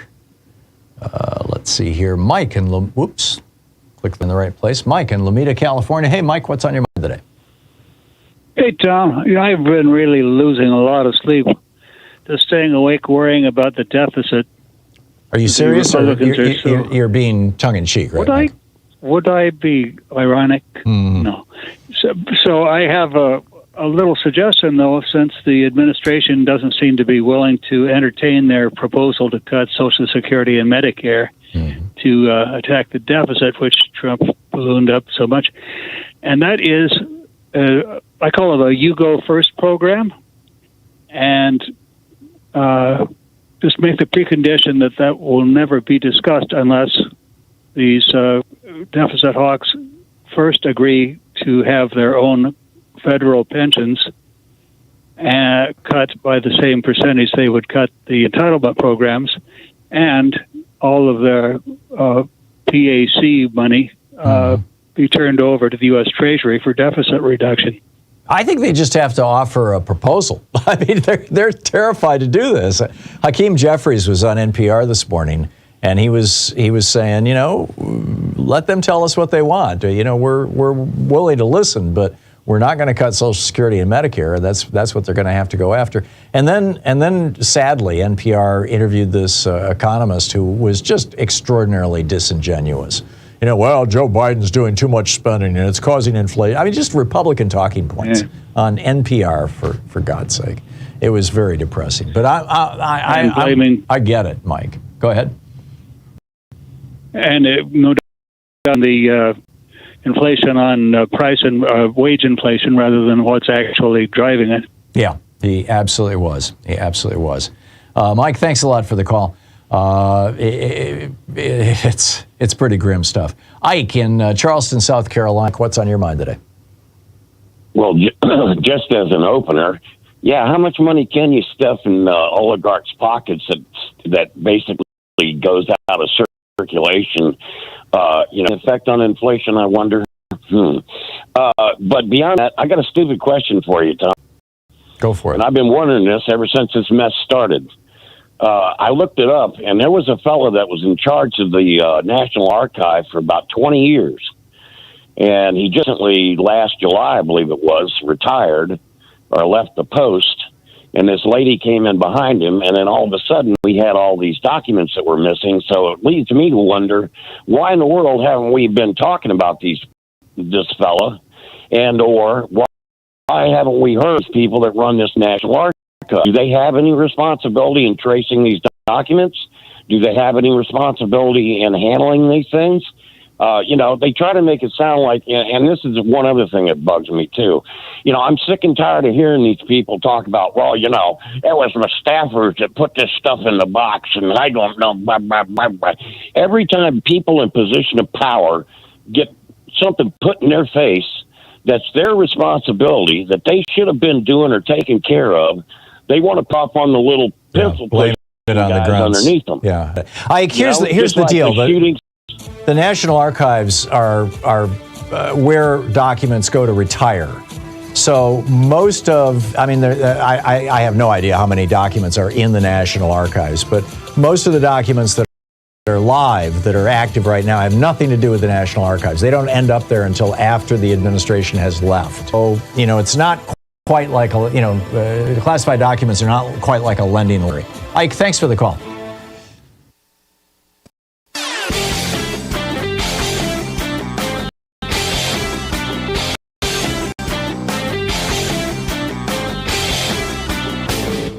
Missed my opening rant today? It's usually published over at HartmannReport.com, where you can read it and share it with your friends for free. Check it out, HartmannReport.com. There was a time in America where a single wage earner could support a middle-class lifestyle, and that meant being able to buy a 3-bedroom house, have a couple of cars if necessary, take an annual vacation, occasionally maybe even go overseas, send your kids to college. Having roof repairs or major, problems with your home didn't throw you into bankruptcy, or getting sick didn't do that. That was America throughout the 50s, the 60s, the 70s, the 80s, and even the early 90s. But then Reaganism bit hard. It's really particularly been biting us in the last couple of decades. And now, in order to have that middle-class lifestyle, you need to have 2 workers, and you need to have an income of typically well over $100,000 a year in order to have that kind of security. I've got a whole rant about this with a lot more details over at ThomHartmann.com. Check it out. And welcome back. Picking up your calls here, Kevin in Mobile, Alabama. Hey, Kevin, what's on your mind today? Hey, how you doing, Tom? Tom, I got 2 things I want to talk about, and I'm gonna be hard on it. I'm being very hard. And the reason why is because,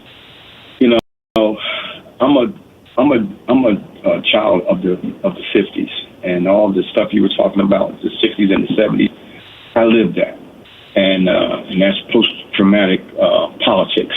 Okay, back from that time, and I just see that Biden, you put Garland in there. And we have to remember that when Garland was picked for the Supreme Court, he was a compromise that Obama used to please the Republicans. And you saw what they did to him. Okay? He was a compromise. No, then it was, Biden, yeah, go ahead. I was just going to say, it was Orrin Hatch's suggestion. Obama went to Orrin Hatch, who was a Republican senator from Utah, and said, give me the name of a candidate for Supreme Court that it will be acceptable to the GOP, and that was the name that Orrin Hatch gave him, was Merrick Garland. Right. Okay. Now, okay, and I'm gonna get to my point. Okay. Now, okay, you did that, Obama.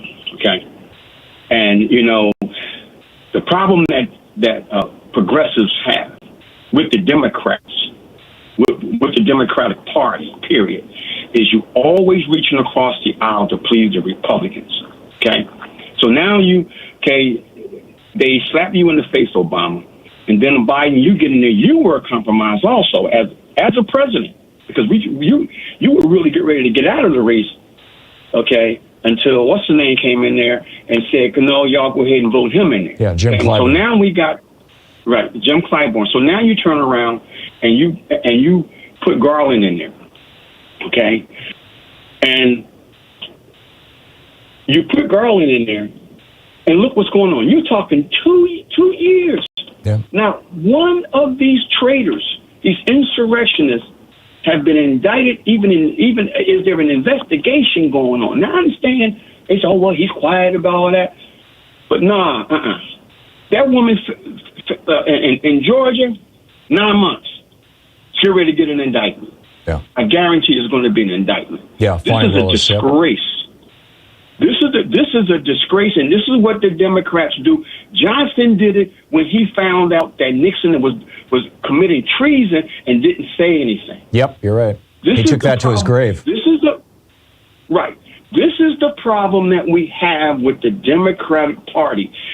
Either Democrats, either you. The line's been crossed a long time ago. Either you on the side of righteousness and for America and democracy, or you're not.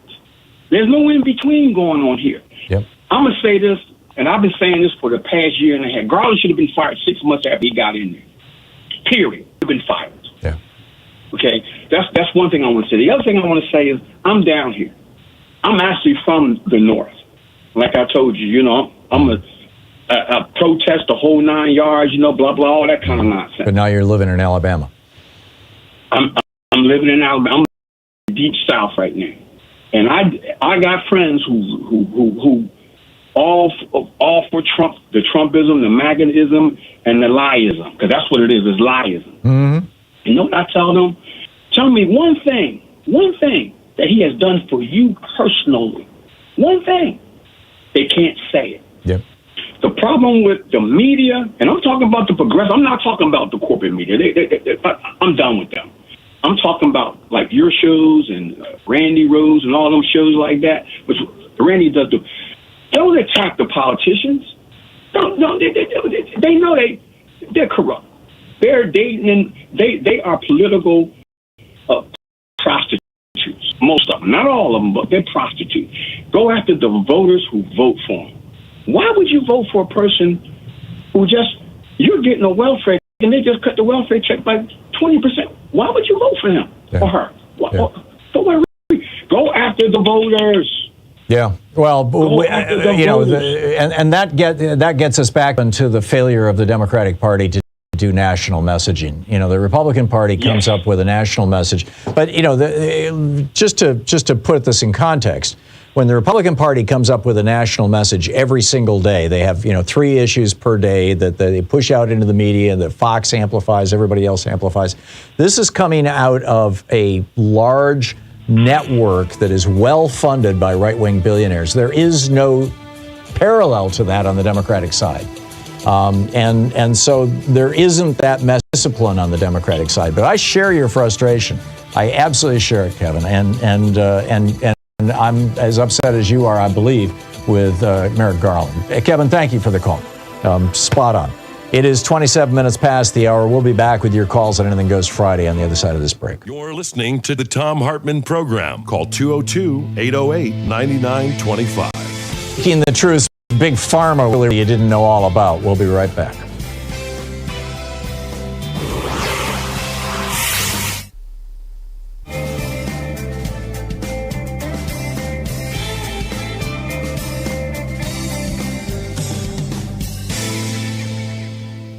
Our book today in the Thom Hartmann Book Club is The Recurring Crises of American Democracy, 4 Threats. I think 4 Threats is the actual title, by Susan Bettler and Robert C. Lieberman.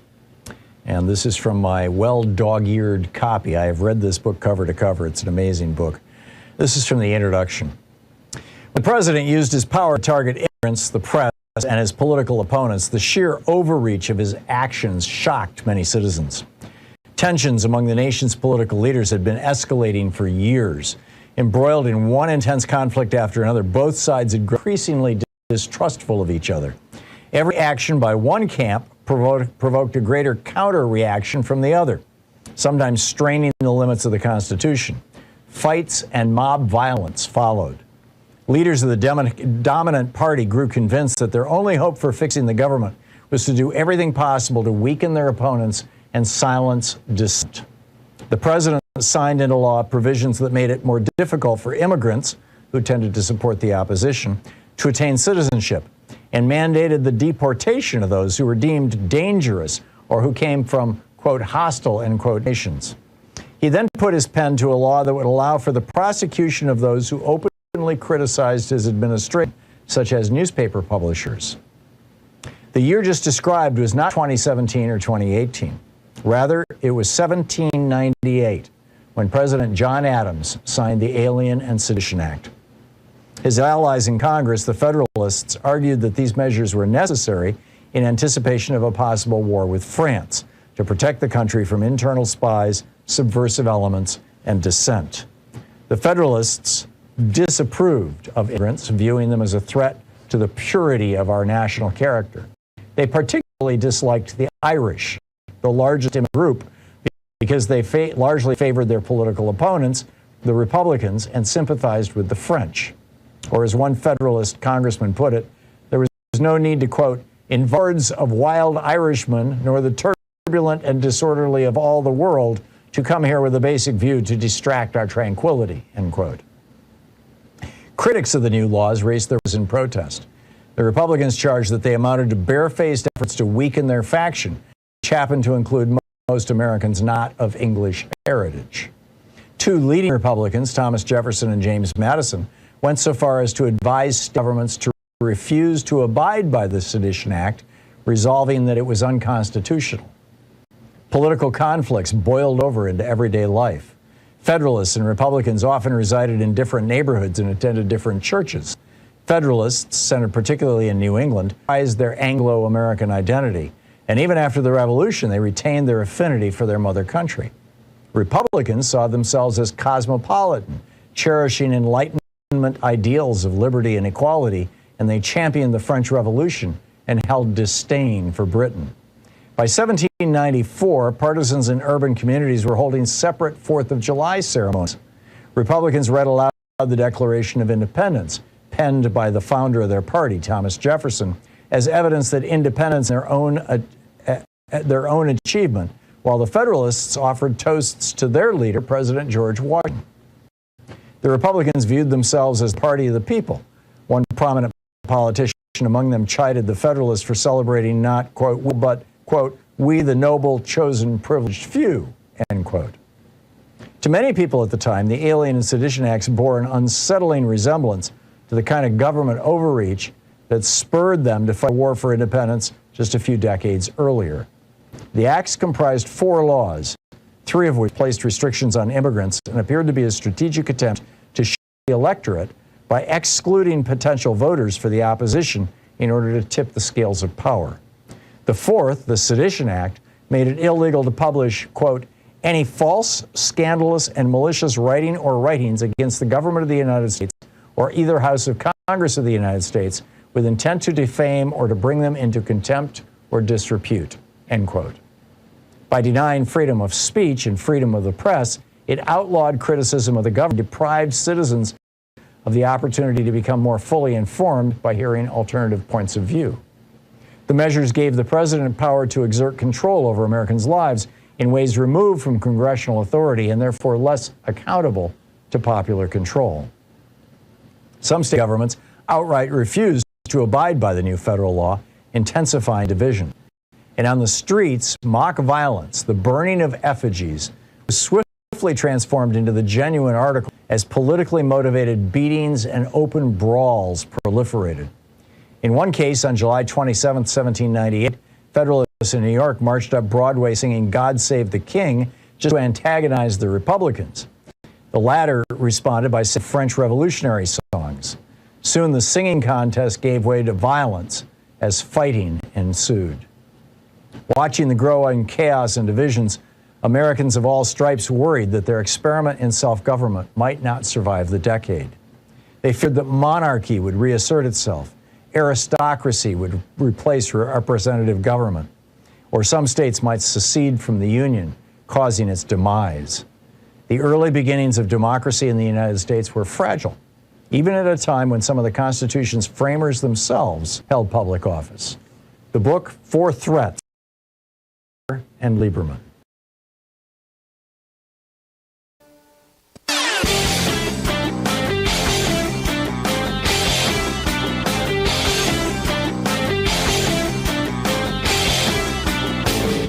Share the Thom Hartmann program with your friends. Our podcast, The Hartmann Report, is absolutely free and available wherever fine podcasts are available. And the entire 3-hour podcast is available over at thomhartmann.com. Welcome back. 34 minutes past the hour. Elvin in Berkeley County, West Virginia. Hey, Elvin, what's on your mind today? Hey, Tom. Happy Friday. Thank you. Sorry, you caught me off guard. I was counting all my money in my bags of money over here. You all get that. You and the FBI, huh? Yeah. So let's see how that goes. I called in about policing in this country. I think the person I talked to on the phone screener, had mentioned that I've been through police brutality. I'm a black man, and it has hit my family, unfortunately. And I've also had to deal with these calls, from people like, what's termed these days as Karens, had different names for them growing up. So there's been a lot of that I've had to deal with, seeing how these interactions happen. And I'm also an activist photographer, so I've covered some of these incidents and seen them up close. And I've also been threatened and so forth, so I have a fairly good understanding. I agreed with what you put out earlier in your points, and I'm going to go back and read your article. I haven't had a chance to read that yet. But what I'd like to say, though, is that first, there's going to be a horrible video that comes out, and the world's going to see it. And it's going to be another example of what we in our community have been saying for decades has been going on and has not really been heard to enough of an extent, no matter how we discuss it, whether it's calmly, all the way up through, the protests that you talked about in the 60s and so forth, and other things that have occurred. People aren't hearing us to the extent that they're willing to make the change. Right. And in my town in 2013, there was an African-American man jaywalking. It was at night. 5 cops ended up chasing him down, beating him up, incapacitating him. One of them claimed that he had a knife. They stepped back, and all 5 of them fired their weapons, hit him 23 times. He was on the ground, incapacitated, when they shot him. Some of the shots were to the back and so on. It took 7 years for that family to receive a settlement. Wow. And the cops never went to jail. They probably didn't get much from that settlement because of all the time that it took. There was a 3-judge panel that during all this with George Floyd, when that was going on, that referenced George Floyd in part of the case, and they stripped those 5 officers of their qualified immunity.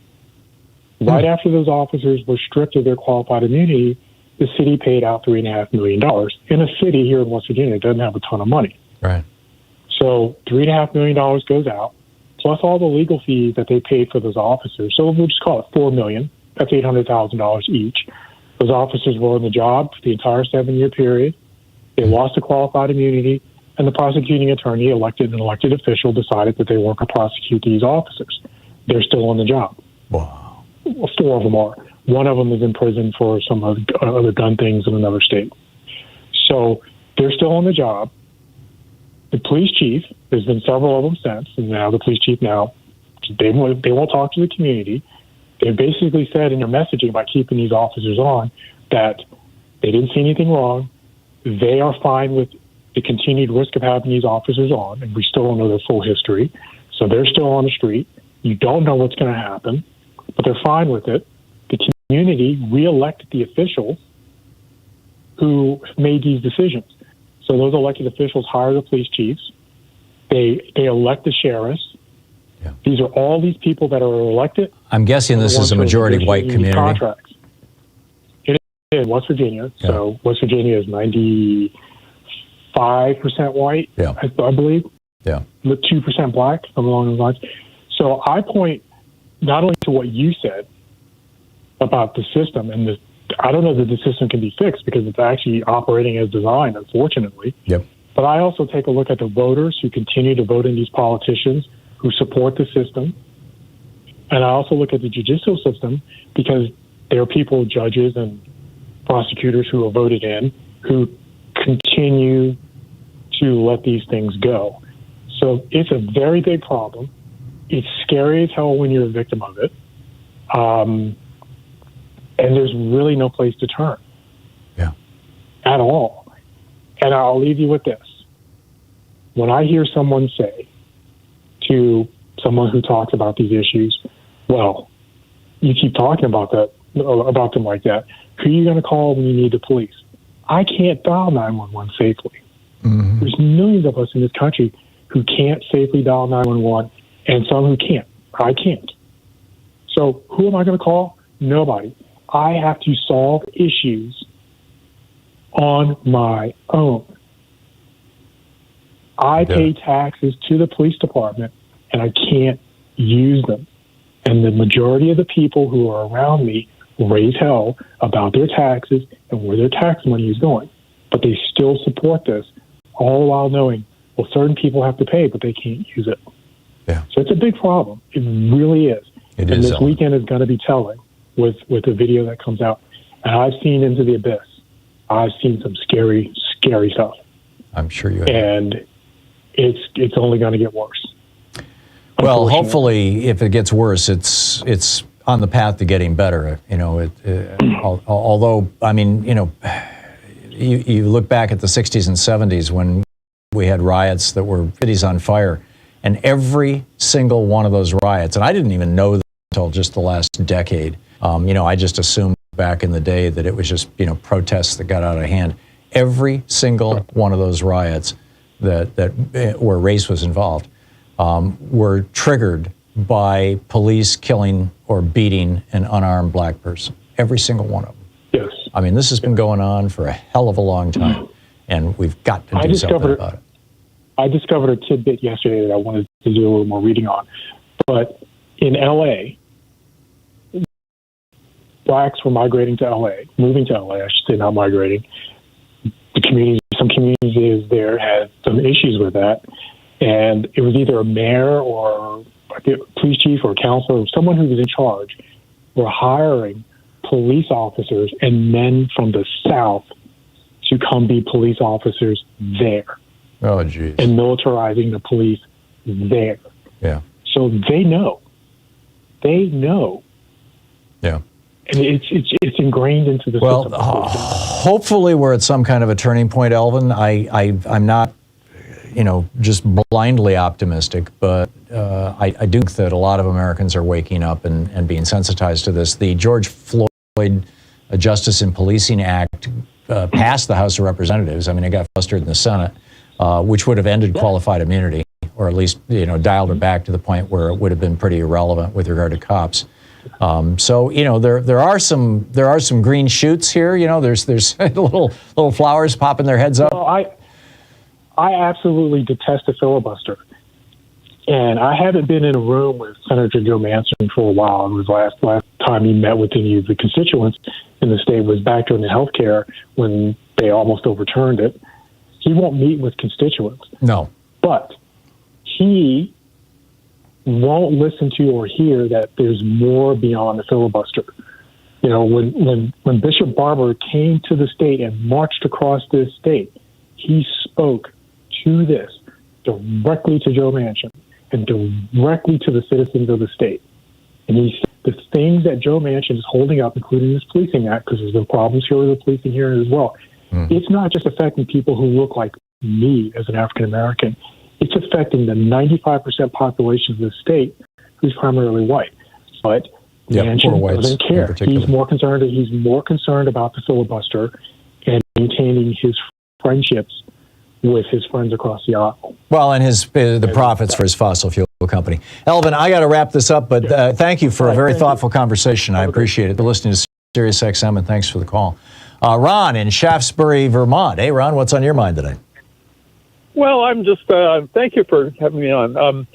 I was thinking about the McCarthy and the Congress and everything that was going on, and for a long time, other than the Civil War, of course, and slavery, the main moral stain in our country has than the Joe McCarthy hearings. This McCarthy 2.0 now, Kevin McCarthy, is supporting everyone's crazy wackos. So as far as I'm concerned, he's responsible for it. And I wish that I would see a headline in the New York Times or somewhere that said McCarthy 2.0, because and put that stain, and it hasn't been coalesced together as a thing. And here we are, McCarthy again. I agree with you. I wrote an op-ed last week that was, I don't recall if it was in the title or not. I think it was, that writing this op-ed could get me put in jail, and it was all about Joe McCarthy and how that happened, and how Kevin McCarthy now is weaponizing two or three different congressional committees. I mean, the big one is going to be the Select Committee on the Weaponization of Government. But you're absolutely right. This is going to be Joe McCarthy 2.0, and Kevin seems to be proud of it. It's just, he's not a very bright man. I know that from talking to his colleagues and from, just what I can see. But I also know people who know McCarthy, and they have said to me, this guy's not particularly bright. He's very sly. He's a reasonable politician, but he's just not a very bright man. And that's a tragedy. Ron, I got to run, but thank you for the call. Right back. You're listening to Thom Hartmann. Visit ThomHartmann.com for audio and video archives. It's your media support group for We the People, right here, right now. We'll be right back.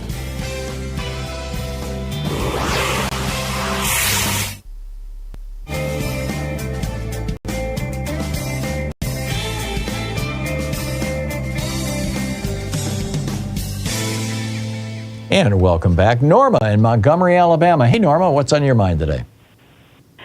The state Democratic Executive Committee meeting last Saturday. Okay, tell me about it. Okay. They started out certifying and registering people as representatives from different counties and precincts. And that led to problems. Then they started with the asking for the minutes. There were no minutes from the August 15 meeting of last year. Nobody knew who was supposed to take them or where they were or anything. Mm-hmm. Then they started certifying different caucuses, young Democrats, LGBTQ Democrats, and then the Native American people stood up and wanted a caucus, and they were questioned as to whether or not they were really Native Americans. Hey.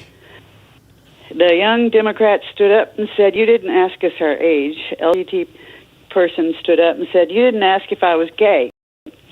And so what this is in response to the Democratic National Committee in 2019 demanding that the Alabama Democratic Party have more diversity. Mm-hmm. This is being fought by the Alabama Black Democratic Caucus, because this will dilute their vote.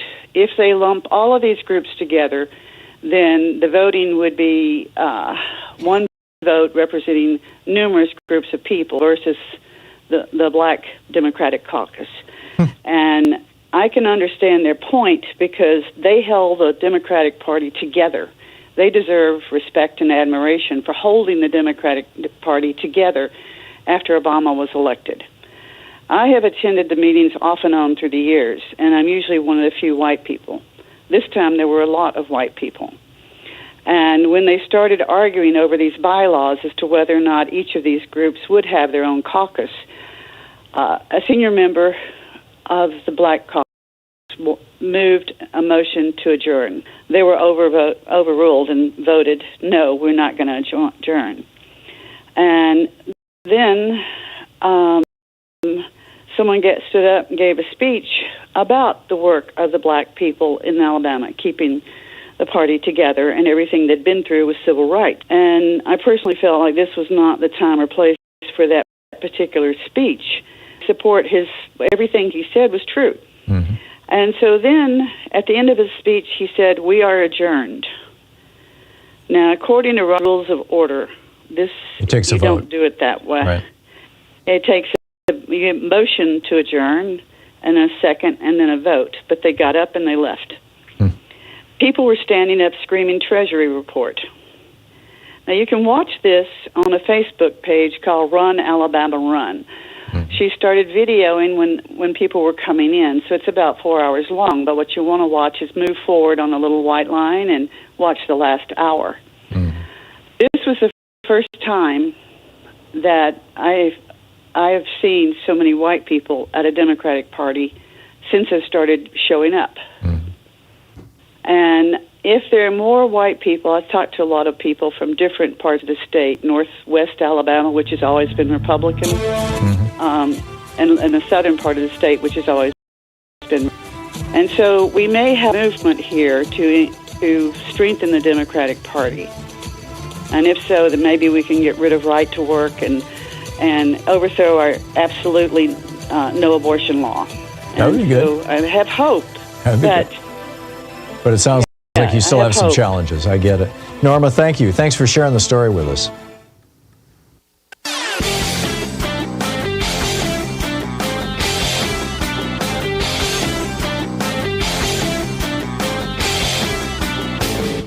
Hey, thanks so much for sharing our program and for reaching out to our stations and sponsors and letting them know that you're listening. It really means a lot to us. So Congressman Joe Walsh was on CNN the other day talking about the liberal media bias. And he's a former Republican. I think they actually believe this stuff. And I don't know I can believe it when they know. I mean, Joe Walsh, of all people, would know that there are 1,500 more or less right-wing radio stations in America and a handful of progressive radio stations. For example, Twitter's own internal study found that in 6 out of 7 nations, the exception being Germany, right-wing politicians received more amplification from the algorithm than those from the left. And right-leaning news organizations were more amplified than those on the left. That's a quote from their own study. The Media Matters did a study. 8.8% of show guests are liberal. 48.5% tilt to the right. Tell me about this again. There's a whole video about this over at thomhartmann.com. Check it out.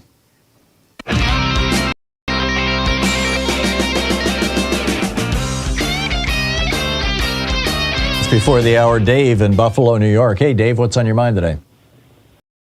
Good morning, Tom, and thank you. Said we could call if it was even about UFOs, but this is similar. Are you aware of or have you heard of the new Area 51? I know about the old one. I didn't know there was a new one. Yes, there is. I joined serious progressive talk shows and started calling in around 2006. And there was a talk show host on Progressive 127, Mike Federer, between 4 and 7 during the early years. And he was a really awesome talk show host. And he had a guest on that was from an organization, an investigative organization, that had information or laid out what they had discovered in regards or uncovered in regards to the new Area 51. And he started off by saying that the problem with the old Area 51 is they walk up to it or drive to it, and that really isn't cool. And he said, well, they've resolved that issue with the new Area 51. The new area is located in Utah, and it's behind, and the guy said that it was behind the Rocky Mountains, between two mountain ranges located behind the Rocky Mountains. I know there's a couple. Remind me, Dave, what Area 51 means. Why is it called Area 51? I'm not sure. Oh, okay. But it's like some secret place where UFO stuff, is stored and stayed. I mean, that's the. No,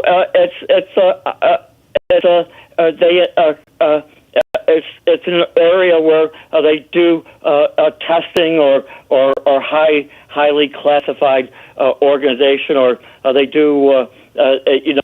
I would imagine they test aircraft and stuff. Classified. Stuff, yeah. And he said that it was between the two mountain ranges in Utah behind the Rocky Mountains, so it makes it impossible to walk up to or drive up to the area. He said that the area is heavily nuclear early for the testing area, and it's heavily contaminated. So he said that if you were to try to get there, you'd have to climb the mountain ranges, but it's in such a secure area that you'd have to be a top level, the highest rated mountain climber to make it possible. Fascinating. But the area is so heavily contaminated that if you were to do it, you would die from the radiation poisoning that you would get from it. So you would have to do it in a radiation suit, which makes it virtually impossible to do. He said that there are other... No, finish your thought. I'm sorry. There are other areas. Well, they said they do have sensors just in case something bizarre would happen, that somehow somebody pulled something amazing off that. But there are sensors to detect radiation or movement. Right. And he said that the building itself, or that the airport that the people leave from, leave the airport. I believe it was in Nevada. That's the only thing that I'm really not defined by. But I believe it was in Nevada, the airport that they leave from every day at the same time, more or less. And he said that the government or the organization that oversees it, he said what it was, said that they know absolutely everything about everyone that comes and goes out of the airport. Yeah. Well, you would expect that, Dave. Dave, why are you telling me this? I thought it would be interesting to know about the new Area 51. Oh, okay. Yeah, no, it is. It sounds absolutely fascinating. And you know, thanks for the tip. The new Area 51 is in Utah. That's amazing. Dave, thank you. Thomas in Woodburn, Oregon. Hey, Thomas, what's on your mind today? Yeah, I talked to my postman every couple of days. Anyway, he said that we all know about Louis Joy. Right. And he was put in place actually to enact the demise of the post office, right, so that it could be to set it up for privatization. Right. It probably produces close to $1 billion a year in profit. Yep. Corporate has had his eye on it for a long time. Anyway, he's still working on that. I've been noticing just a little bit of laxness in postal service, and a lot of different people. My postal guy, he doesn't do the work every day for some reason. He said new people are brought on. I live in Woodburn, kind of caught in a time. And he said the lady that runs this area will new people, and she'll work them like 13, 14 hours the first day so that they'll quit. And they aren't hiring new people. They're having trouble getting new workers. Again, what I'm driving at here is he's still working on destroying the post office from the inside. Oh, absolutely. And, that's Louis DeJoy's mission. He owns a trucking company. He's been sending contracts to his own company, or he owned.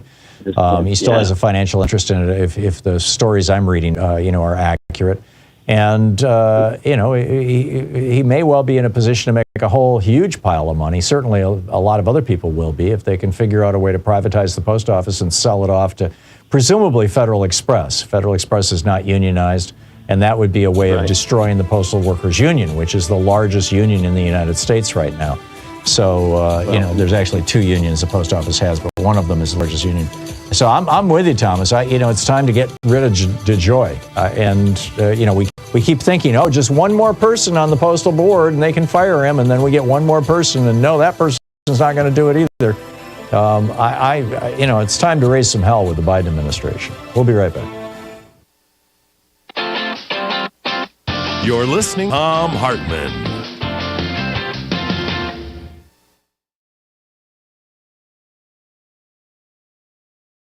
Something unpleasant.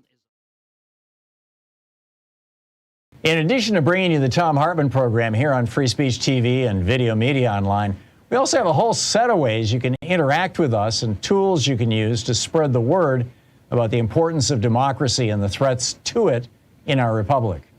First, there's your daily homework. Sue Nethercutt puts together a daily email newsletter that has a link to every story I discuss on the air. So you find my sources and you can share them with your friends. It's free and you can sign up at thomhartmann.com. Second, I publish Take every day over at the hartmannreport.com website. That's also free if you want the daily 5 days a week rant in your inbox. No ads either.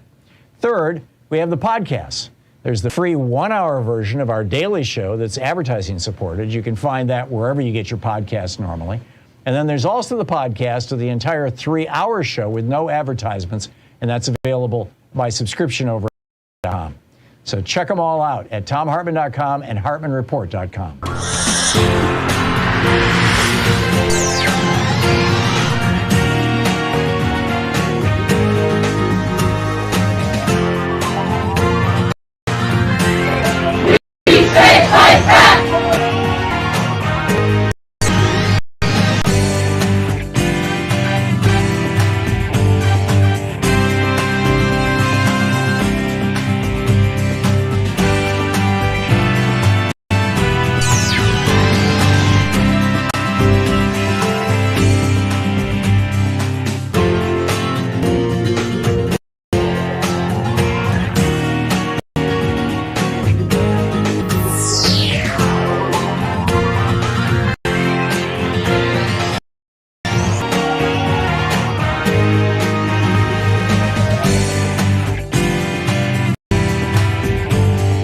Today we're reading from Elon Papp's book, The Ethnic Cleansing of Palestine. This is from the preface. It's titled The Red House. The Red House was a typical early Tel Avivian building, the pride of the Jewish builders and craftsmen who toiled over in the 1920s. It had been designed to house the head office of the local workers' council.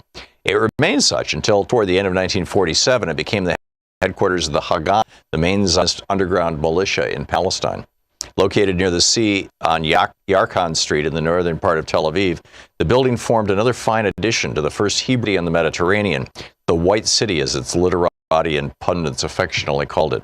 For in those days, unlike today, the immaculate whiteness of his houses still bathed the town as a whole in the opulent brightness so typical of Mediterranean port cities of that era and that region. It was a sight for sore eyes, elegantly fusing Bauhaus motifs with native Palestinian architecture in a mixture that was called Levantine in the least derogatory sense of the term. Such too was the Red House, its simple rectangular features graced with frontal arches that framed the entrance and supported the balconies of its two upper stories. It was either its association with the workers' movement that had inspired the adjective red, or its pinkish tinge that it acquired during sunset that had given the house its name. The former was more fitting, as the building continued to be associated with the Zionist version of socialism when, in the 1970s, it became the main of Israel's kibbutzim movement. Houses like this, important historical remnants of the mandatory period, prompted UNESCO in 2003 to designate Tel Aviv as a World Heritage Site.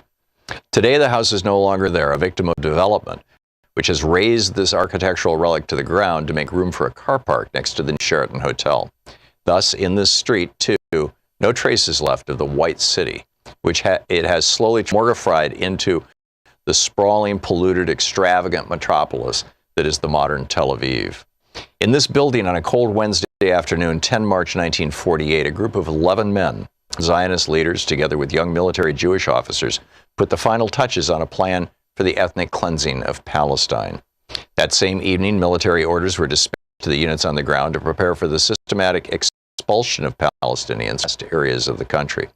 The orders came from a detailed description of the method to be employed to forcibly evict the people: large-scale intimidation, laying siege to and bombarding villages and population centers, setting fire to homes, properties, expulsion, demolition, and finally planting mines among the rubble to prevent any of the expelled inhabitants from returning. Each unit was issued with its own list of villages and neighborhoods as the targets of the master plan. Codenamed Plan D, Dalet, Hebrew. This was the fourth and final version of less substantial plans that outlined the fate the Zionists had in store for Palestine and consequently for its native population. The previous three schemes had articulated only obscurely how the Zionist leadership contemplated dealing with so many Palestinians living in the land that the Jewish national movement coveted as its own. This fourth and last blueprint spelled it out clearly and unambiguously. Quote, "The Palestinians have to go," end quote. In the words of one of the first historians to note the significance of that plan, Simcha Flapan, the military campaign against the Arabs, including the conquest and destruction of the rural areas, was set forth in the Haganah's Plan Dalet. The aim for the plan was in fact the destruction of both the rural and urban areas of Palestine. As the first chapters of this book will attempt to show, this plan was both the inevitable product of the Zionist ideological impulse to have an exclusively Jewish presence in Palestine, and a response to developments on the ground once the British cabinet had decided to end the mandate. Clashes with local Palestinian militias provided the perfect context and pretext for implementing the ideological vision of an ethnically cleansed Palestine. The Zionist policy was first based on retaliation against Palestinian attacks in February of 1947, and it transformed into an initiative to ethnically cleanse the country as a whole in March of 1948. Once the decision was taken, it took 6 months to complete the mission. When it was over, more than half of Palestine's native population, close to 800,000 people, had been uprooted. 531 villages had been destroyed, and 11 urban neighborhoods had been emptied of their inhabitants. The plan decided upon on 10 March 1948, and above all its systematic implementation in the following months, was a clear-cut case of ethnic cleansing operation regarded under international law today as a crime against humanity. After the Holocaust, it has become impossible to conceal large-scale crimes against humanity. Our modern communication-driven world, especially since the media, no longer allows human-made catastrophes to remain hidden from the public eye or to be denied.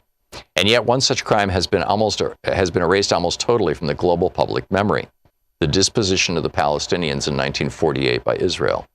This, the most formative element in the modern history of the land of Palestine, has ever since been systematically denied and is still today not recognized as an historical fact, let alone acknowledged as a crime that needs to be confronted politically as well as morally. Ethnic cleansing is a crime against humanity, and the people who perpetrate it today are considered criminals to be brought before a special tribunal. It may be difficult to decide how one ought to refer to or deal with in the legal sphere those who initiated and perpetrated ethnic cleansing in Palestine in 1948, but it's impossible to reconstruct their crimes. Anyhow, it continues the ethnic cleansing of Palestine.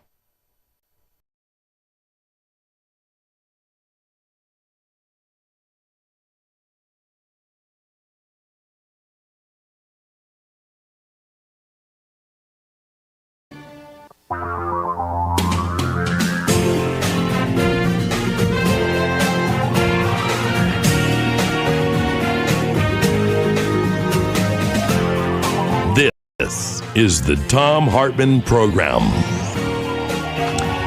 Hey, welcome back to the third hour of our program. A lot going on in the world here.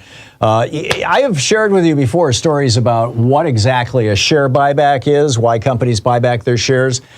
They buy back their shares in order to make the individual stocks worth more. It makes shareholders happy. But mostly it makes CEOs and senior executives who are paid with stock very, very happy, because all of a sudden they get a giant payday. So, you buy back $1 billion worth of stock, and your senior executives, they get a piece of that. They get a few $100 million of that, basically, kind of through the back door. Well, Chevron now has announced that they are going to buy back $75 billion worth of their own stock. How did Chevron get $75 billion to buy back their shares? Well, they got it back by price gouging us in the run-up to the election. Remember when gas prices were so high? Turns out last year was the most profitable year in the history of the oil industry, as these tried to stick it to the Democrats and screw Joe Biden, because the fossil fuel industry hates the Democrats, because they own the Republicans, right? This Thursday's announcement came as Chevron, BP, ExxonMobil, Shell, and Total Energies are set to announce a record $199 billion in collective 2022 profits, the election year. 50% higher than the previous record. 50% higher than the previous record. State Representative Malcolm Kenyatta from Pennsylvania, he said companies like Chevron are doing absolutely massive stock buybacks after price gouging working families for over a year. Then these same companies will come back hat in hand begging for more tax breaks and tax cuts. And Representative Kenyatta is absolutely right. Congressman Ro Khanna introduced legislation that would tax excess oil company profits and use the proceeds to give American households a rebate. That same month, Bernie Sanders introduced the Ending Corporate Greed Act that would impose a 95% tax on windfall profits. Neither one of them went anywhere because both were aggressively attacked by the Republican Party, and of course the special interests that they represent. Meanwhile, at the same time that Ron DeSantis and Greg Abbott and Republicans across the country are going out of their way to ban books and make it illegal for teachers to talk about black people or black history or gay people or queer people more generally in public schools, at the same time that that's going on, the New York Public Library has opened up their electronic lending. You can get a digital book, right? There's an online reader. In fact, it's called Simply E. It's a free e-reader app that you have to be 13 or older to get, apparently. And it works on, Mac, Apple, and Android devices, phones, tablets, computers. And I was amazed when I looked at the list of the books. King and the Dragonflies, Stamped, Racism, Anti-Racism, and You, and Catcher in the Rye by J.D. Salinger. I had to read that in junior high school. It was like 7th, 8th grade, maybe 9th grade. I don't recall which year it was, but we had to read Catcher in the Rye. And of course, it was a shocking book because every sentence had, G damn, in it and stuff like that. It was full of obscenities, but I don't recall it being risque or, it was more like teenage angst, really, was what the book was about. But not only is the New York Public Library doing this, the Brooklyn Public Library is doing it too. Normally, they have a $50 fee for out-of-state people to get a library card, a digital library card, and they're waiving that. So the president of the New York Public Library, Anthony W. Marks, he said, "These recent instances of censorship in book are extremely disturbing and amount to an all-out attack on the very foundation of our democracy. Knowledge is power, ignorance is dangerous, and breeds hate and division. Since their inception, public libraries have worked to combat those forces simply by making all perspectives and ideas available to all, regardless of background or circumstance." He goes on to say the library's role is to make sure no one perspective, no idea, no identity is erased, which I thought was just absolutely brilliant. One last thing that I think this is just fascinating. I got an email this morning from the Economic Policy Institute. I'm on their mailing list. Which is I strongly recommend. EPI.org is the website, and the note. It was a very short note. It says, abortion has been framed as a cultural, religious, or personal issue rather than an economic concern. Keep in mind, this is the Economic Policy Institute. And they say, however, research shows that access to abortion is fundamentally intertwined with economic progress and mobility. And this is where it gets fascinating. States with abortion restrictions or total bans have, on average, lower minimum wages. The average minimum wage among states that ban abortions is $8.17 an hour compared to $11.92 an hour in abortion-protected states. States that ban abortion have unionization levels half as high as those in abortion-protected states. Only 3 of 10 unemployed people receive unemployment benefits in states that ban abortions, compared to 4 out of 10, 42% in other states. States that ban abortions have lower rates of Medicaid expansion.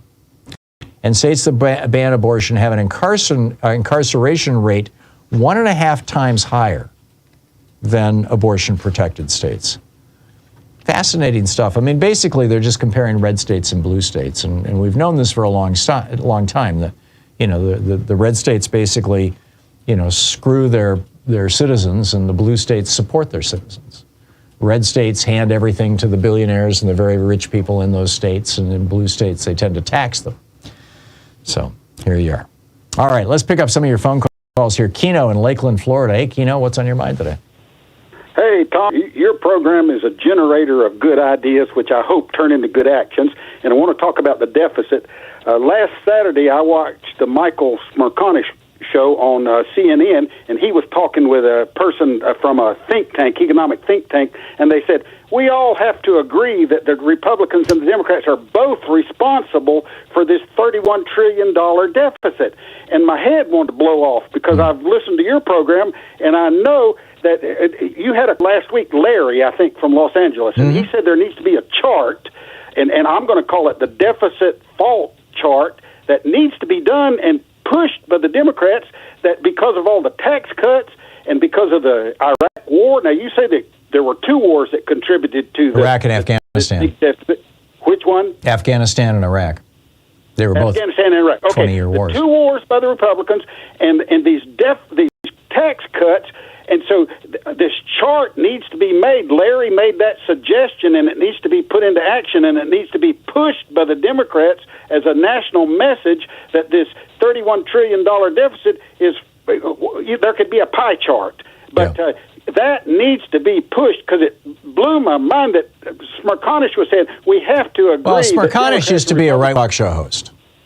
And, he kind of cleaned up his act a little bit when he got on CNN, but he used to be a right-wing talk show host.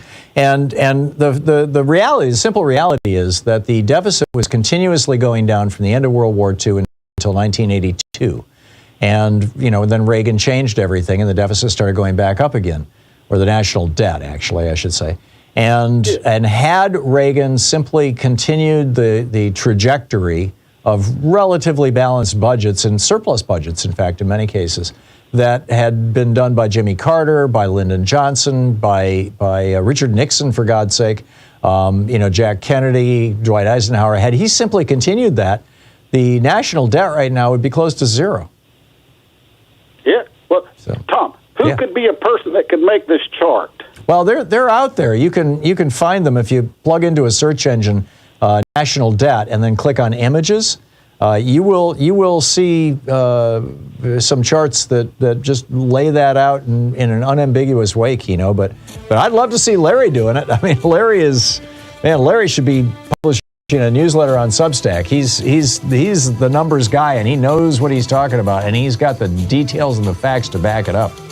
Kino, I got to run, but thank you for the call. It's so nice to hear from you, and we will be back. It's 15 minutes past the hour here on the Thom Hartmann program, Talk Media for the rest of us. We'll be right back. This is the Thom Hartmann program.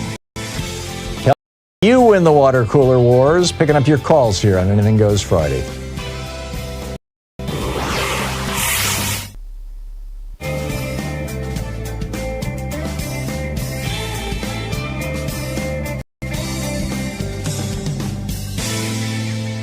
And welcome back. Lawrence in Marina, California. Hey, what's on your mind today? Oh, thank you for taking my call. You were talking earlier about the reason that the government should create a cabinet member to look into the brutality that African American men are experiencing during traffic violation stops. Yeah, I'd make it much broader than that. I think we need a Department of Public Safety, basically. And, there should be a Secretary of Public Safety. I mean, we've got a Department of Transportation. We've got a bunch of departments that, I don't think have as much impact on the average lives of average Americans as do the police. And so, we don't even have 1,000 people die in plane crashes anymore, every year. Right. But kill 1,100 people a year is a pretty big deal. I know. Well, I think there is it's my belief that there's a reason that the government will not create a cabinet member for this or look into this any further. And I think that's basically due to the state believes that there is a compelling interest in the ethnic cleansing of African American males. I can't disagree with that, Lawrence.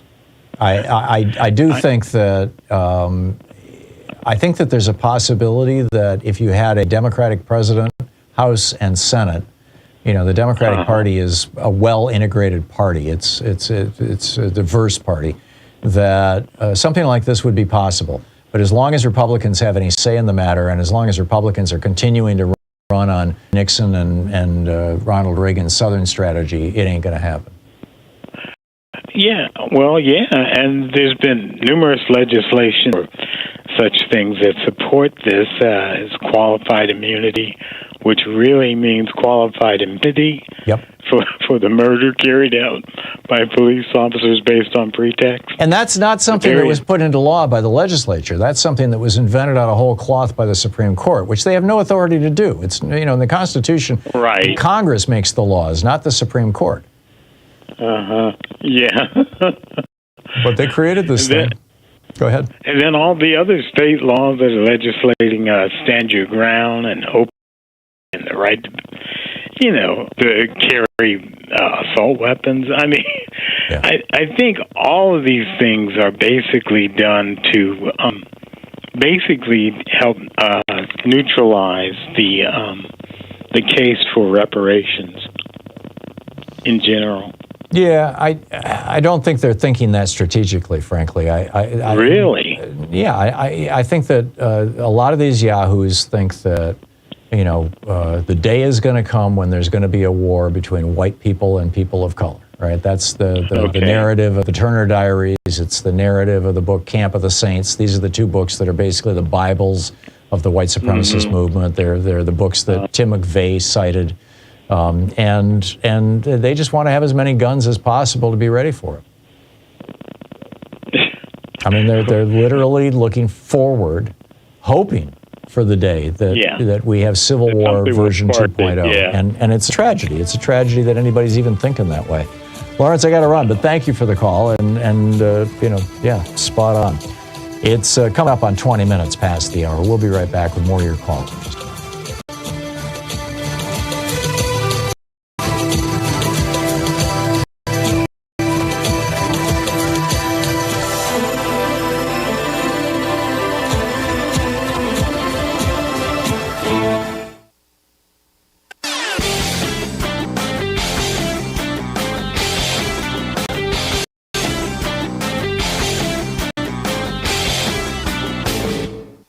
There was a time in America where a single wage earner. Okay, welcome back. And picking up your calls, Larry in Los Angeles. I'll bet your ears were burning, Larry. I heard all of that. I didn't realize you were on the board until I just, saw you, because the software changes the color of each caller to tell me who's next, whoever's been on longest, and there you are.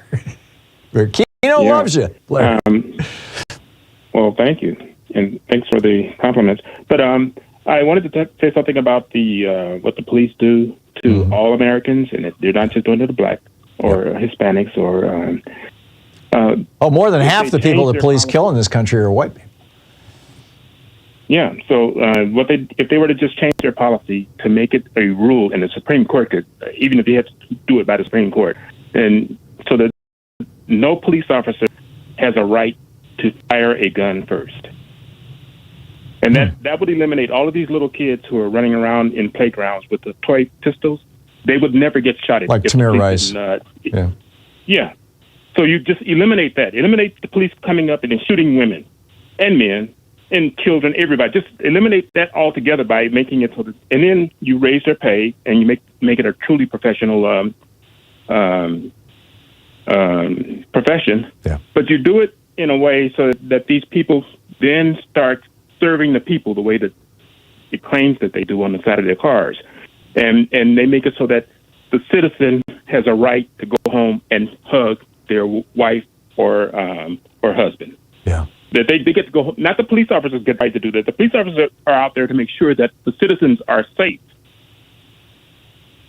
And if we change that culture so that no longer are we putting police lives ahead of the citizens, we put the citizens' lives ahead of the police officers, and then they'll be more careful when they approach people, and then they'll do more negotiating to try to talk people down instead of always raising the bar, getting it higher and higher until next thing you know you got 20 cops with guns ready to fire as soon as a person puts their hand in their pocket. Yeah. Just eliminate all of that stuff. Yeah. Make it so that the cop never fires first. This is why I think we need a cabinet-level office, a Secretary of Public Safety, a national, a cabinet-level office reporting to the president that deals with the issue of policing in the United States. We've got 18,000 police departments in this country, And there's no consistency.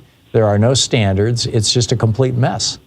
And but if that was the standard where the cops don't fire first, what would happen is the police department would start putting pressure on the city council, on the mayors to say, hey, now we need to start buying some of these guns back from the citizens. Yeah. And the citizens who have guns will say, now I have to protect myself from the police. Yeah. Yeah, you wonder how many people are buying guns. It's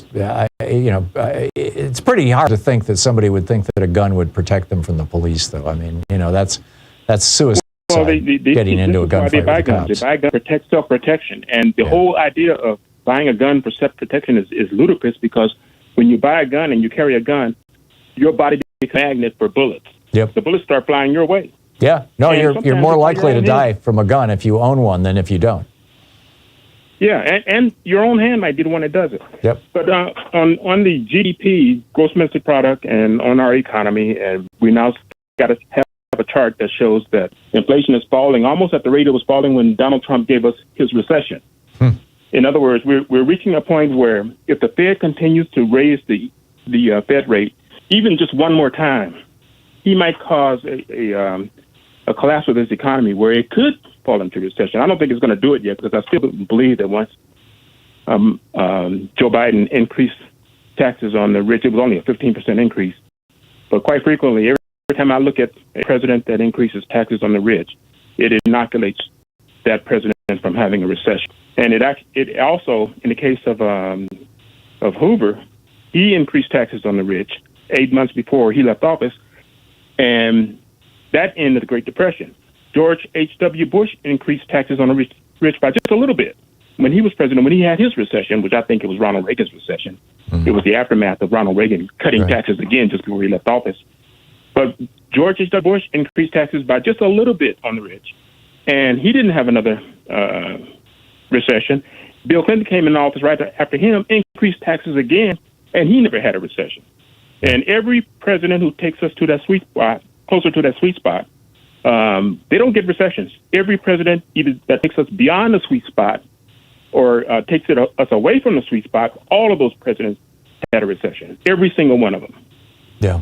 Yeah, it's interesting. This morning, Paul Krugman's newsletter, which I subscribe to, through the New York Times, he was pointing out that if you pull housing and used cars out of the numbers, that our inflation rate right now is around 1%.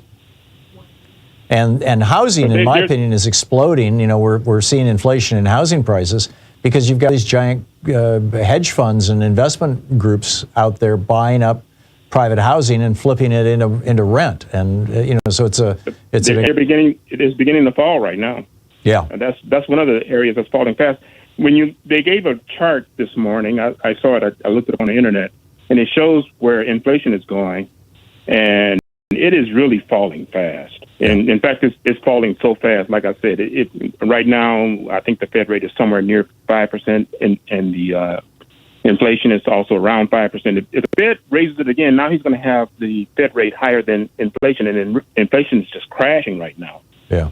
And it could reach a point where, like I said, he could trigger a recession. I don't think it's going to happen because it takes 2 quarters, and I don't think the jobs numbers are going to fall so fast that it would give us a recession.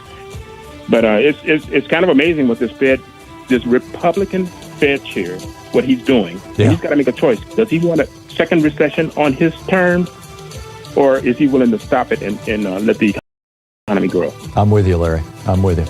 Larry, thanks for the call. And let me encourage you to consider Craig newsletter or something like it. I'd love to read your stuff on a regular basis.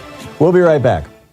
You're listening to the Thom Hartmann Call, 202-08-9925. It's the place where we dare to ask, is Walmart a person? And we dare to say, no, not a chance. Come on, give me a break. The Supreme Court was nuts.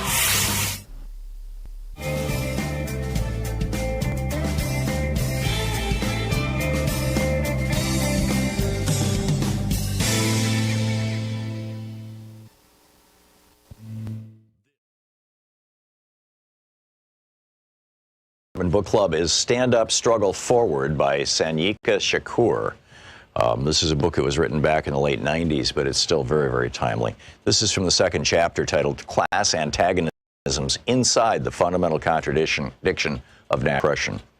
Having just passed the 19th and quickly approaching the 20th anniversary of the LA Rebellion, we should be reminded here of what Rodney King whimpered as he stood in front of a bank of microphones surrounded by class enemies and neo-colonial politicians.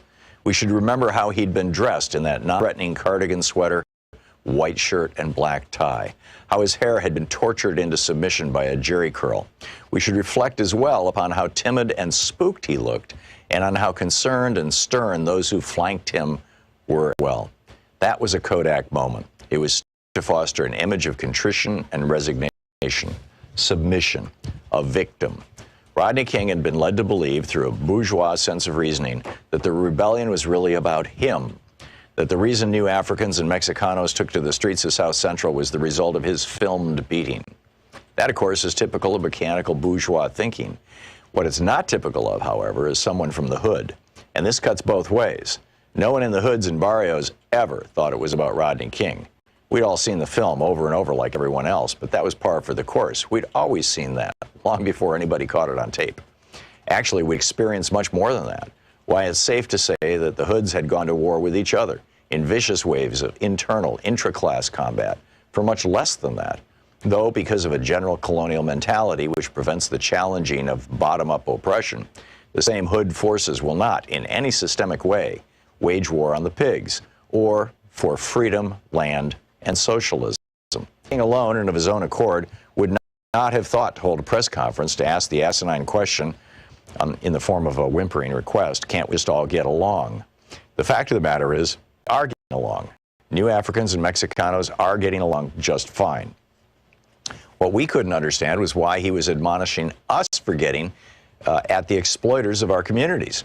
The impression he gave with his handler's hands up his back like a ventriloquist troll was that a race riot was going on, as if we had all begun to kill each other or burn and rob each other's homes.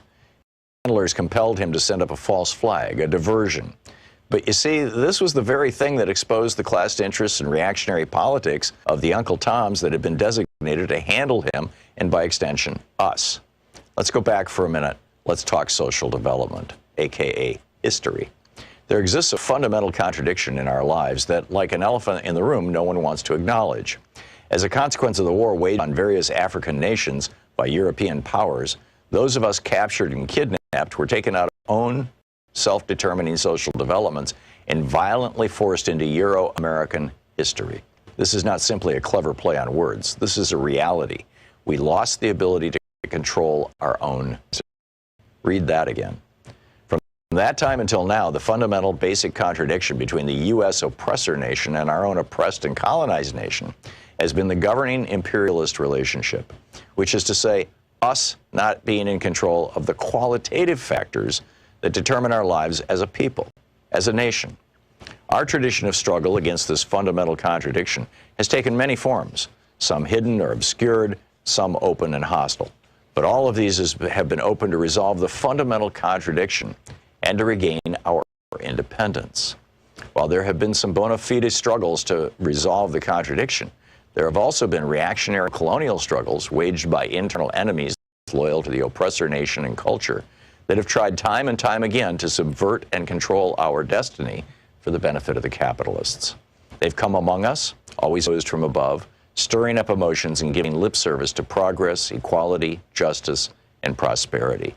These always within the colonial confines, the oppressor's arrangements, and none collectively ever materialize, because without a resolution of the fundamental contradiction, that is the freeing of our productive forces from U.S. imperialism and the governing of our own affairs, we'll remain a minority within the American system as opposed to a majority in our own, and subjected to the established bourgeois social contract, i.e. colonialism, neo and post. We can parade all through the empire with black congressmen, black mayors, black governors, police chiefs, black Supreme Court justices, hell, even a black president. And absolutely nothing will alter the genocidal relationship that governs our national oppression here, because the blacks are part of the colonial apparatus. They have made a strategic alliance with the capitalist imperialists to act as go-betweens in our oppression and exploitation. This is a conscious class stand. The black petty bourgeois is not innocently confused, like, say, Mrs. Jackson across the street is about our national oppression, about resistance and subjugation of New Africa. They are well-read, have traveled in our experience. They've just chosen sides against us and in favor of our historical enemies. And the sooner we recognize and internalize this, the better off we'll be. Black ain't nothing but a color. As a designation of our national identity, it has played out. It is a superficial understanding at best and a foolish and dangerous analysis at worst. We have no collective control over the qualitative factors which determine our lives. We do not, in other words, control our destiny, not as a people or a state. The book is Stand Up, Struggle Forward by Sanyika Shakur. We're reading Elon Papp's book, The Ethnic Cleansing of Talent. This is from the preface. Share the Thom Hartmann program with your friends. We're available on SiriusXM, Free Speech TV, Pacifica, commercial stations nationwide, YouTube, Twitter, Facebook, on the Thom Hartmann app, and you can even tell your smart speaker to listen to the Thom Hartmann program. Did you know that Americans have elected 8 animals to political office? I realize all politicians are animals, and arguably all humans are animals, but these are non-human animals who have been elected to political office. It's absolutely fascinating. There's Stubbs the cat, who was the mayor of Talkeetna, Alaska. Most of them, by the way, have been elected mayors. Clay Henry the goat, he was the mayor of Lajitas, Texas. Max the dog was the mayor of Idlewild, California. In Milton, Washington, they didn't go for the mayor. They got a committee person, a committeeman. That's Boston Curtis the mule. How the dog became the mayor of Sunol, California. Jinx the cat, this is one of the very best. Jinx the cat was the mayor of Hell, Michigan. Isn't it nice to get away from politics every now and then, or sort of? Lincoln the goat was the mayor of Fairhaven, Vermont. And there was even a rhinoceros who was on the Sao Paulo City Council. The whole list is over at ThomHartmann.com. Check it out.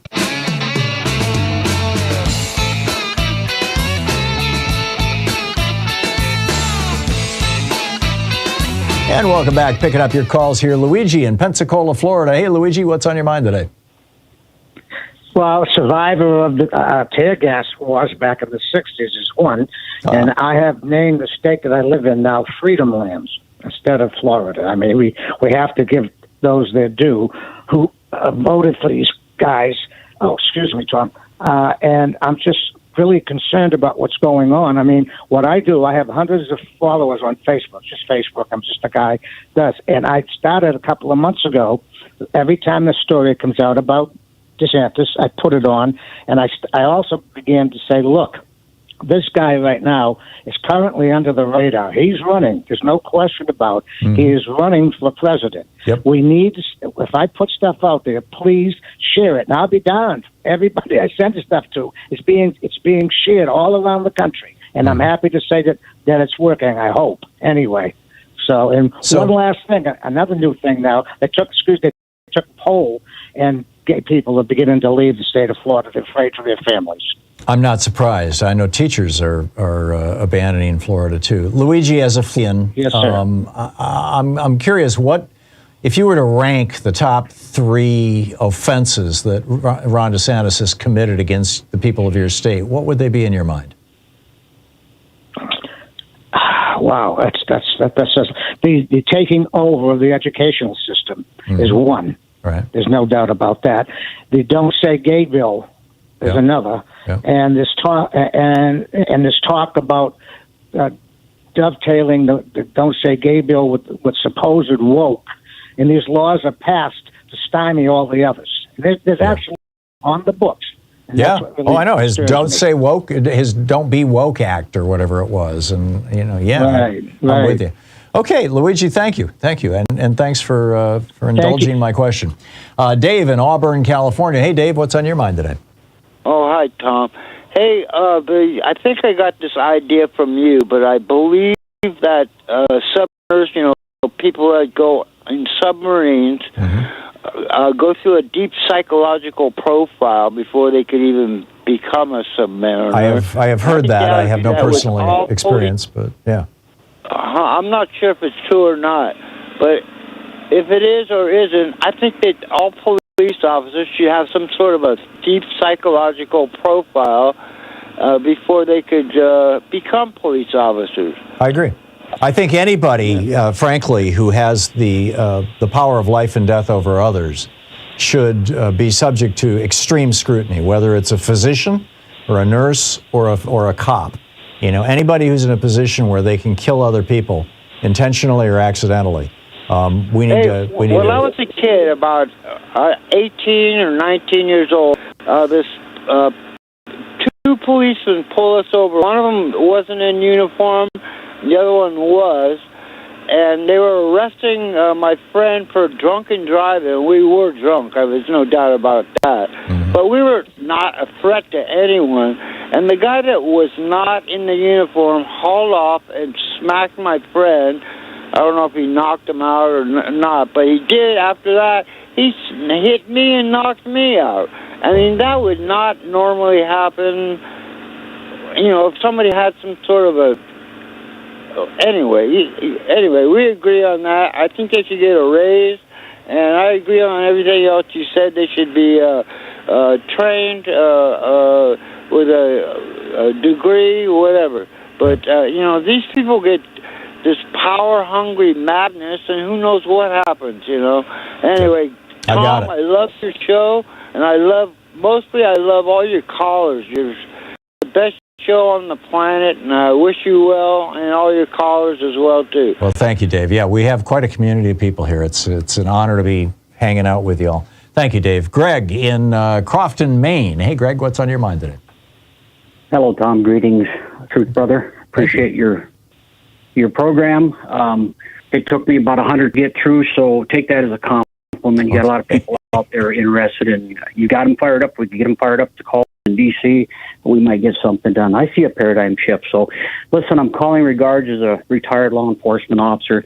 There has to be a paradigm shift from order and control and the use of force to community-based policing. I'm telling you, that's the only way we can get out of this.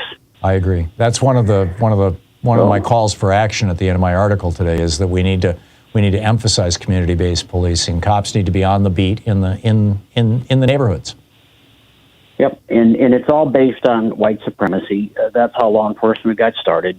We have to grow up. We have to evolve as humans and understand that we're not here to protect the white rule. We're here to protect people, period. Yeah. Tell me about your background, Greg. You said you're former law enforcement? Yes, I did a few years as a deputy sheriff, so it was active law enforcement, and the pay it was crap. That's one of the problems. It's not a profession. It's just once have a shiny badge and a big gun. Yep. It's all that. So I did that route, and I loved the job, but I was starved to death. Yeah. I went into the Department of Justice and the mighty Bureau of Prisons, and I often referred to them as the Bureau of Profit. And it was a profit system. I did a career there. You know, I had a family, a house, but I suffered in that job. I challenged a lot of things. I eventually had to sue the Attorney General of the United States, that buffoon Bill Barr. Started with him, and it had a refresh to Ashcroft and Gonzalez and all that stuff. Wow. Because I challenged, guys got in a fight, right? Black guy, white guy. We got them separated, cuffed up the black guy, cuffed up the white guy.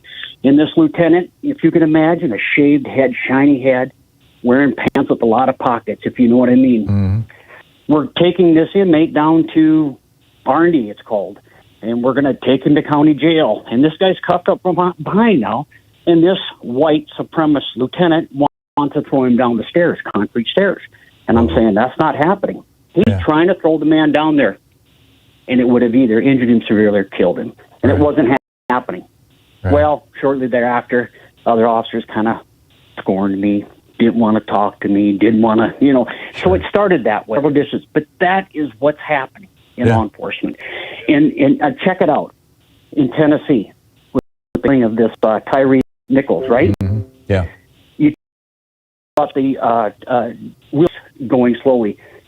This souped up of law enforcement down there just did 5 cookies around those 5 black officers down there. I don't understand what you mean. What a windfall for the man. What a windfall for the system. They're going to say, they just, within days, and granted, if this is true and these officers are guilty, they should be held full account. Right. But how did the justice system all of a sudden work so well and so quickly when it's 5 black officers on a black man? No, absolutely. Had it been 5 white officers, I suspect we would have seen a different event playing out. And now, of course, Fox News has their, see, it's not about race. There's not a race problem in America with policing. It's, black cops killing, quack, quack, quack. I mean, it's so predictable. That's what they're doing. Greg, I got to run, but thank you for the call. Sir, thank you. Good talking to you. Thank you. Paul in St. Louis, Missouri. Hey, Paul, what's on your mind today? Yes, and thanks for taking my call. Concerning the problems that we're having with police brutality, I just came across the idea. I used to be an EMT in the city of St. Louis like 35 years ago. And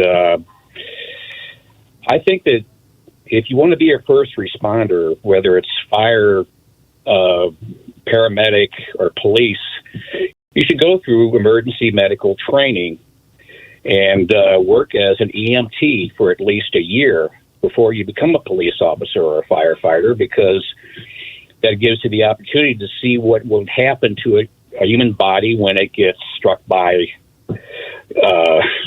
a bullet or a club, or I think it would teach them compassion. Yeah, one of my kids is who's a physician's assistant before she went to school and got that degree, was an EMT here in Portland. And wow, the stories that I heard, I mean, it's just, I couldn't do it. I just couldn't do it. Well, if they just worked for a year as an EMT, they would they could pick up a lot of information and a lot of empathy, I think. Yeah, empathy is the thing, because there's so much heartbreak. I mean, she was just constantly dealing with people who were in, severe crisis and a lot of pain and serious injury, whether it was car wrecks or domestic violence or shooting victims or, just, wow. So, yeah, I'm with you, Paul. I think that that's a great idea. And in fact, that might even be, you can kind of work your way up to becoming a physician. You start out in medicine, kind of lower down on the totem pole. Maybe that kind of a hierarchy or that kind of a career path to becoming a police officer. That's a good idea. Paul, I got to run, but thank you very much for the call. We'll be right back. It's 45 minutes past the hour. You're listening to Thom Hartmann. Visit thomhartmann.com for audio and video archive. Exposing the con in conservative. I'll be right back with your calls.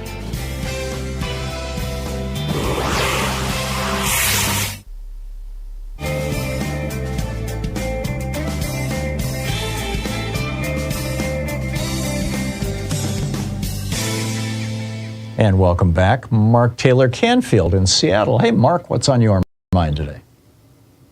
Hi, Tom. I serve as Executive Director for Democracy Watch News, a nonprofit news organization that covers challenges to democracy around the world.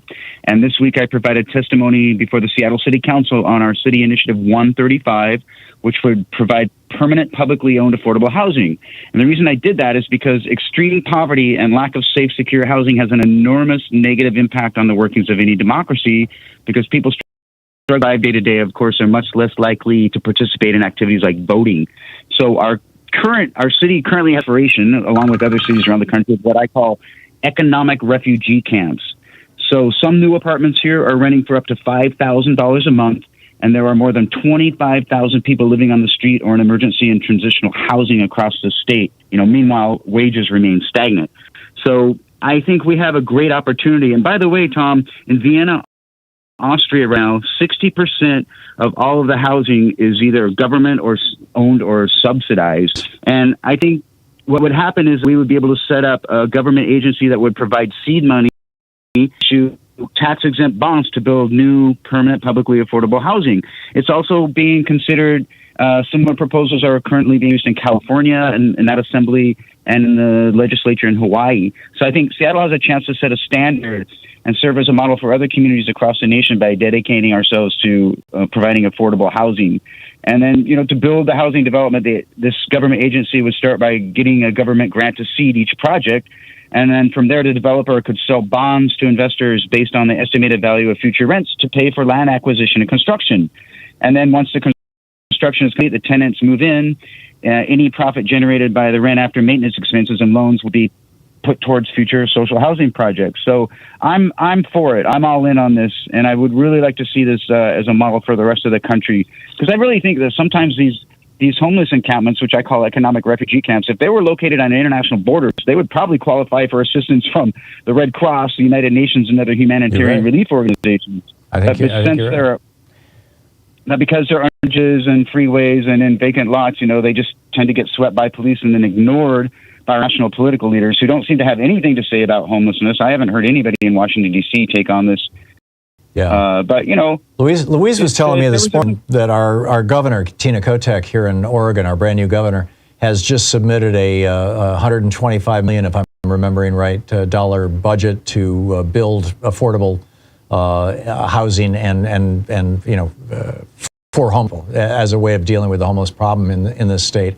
And my question to her, and she didn't know the answer, was, is there a residency requirement? I'm concerned that if California, Oregon, and Washington all start getting really aggressive in providing housing for homeless people, that we're just going to see, Florida and Texas and Ohio and these red states start putting people on buses out here. What do you think about that? Well, one of the things that they're talking about is having mixed income housing projects where it's not just homeless and poor people, but actually middle-class working families would also have an opportunity to have housing, And I think that would, that's one of the things that Governor Jay Inslee's been talking about. So I think it's a good idea. Yeah. Thanks for your show, Tom. You guys rock. Thanks, Mark. Back at you. Mark Taylor Canfield. It's 10 minutes before the hour. We'll be right back with more of your calls. Stick around.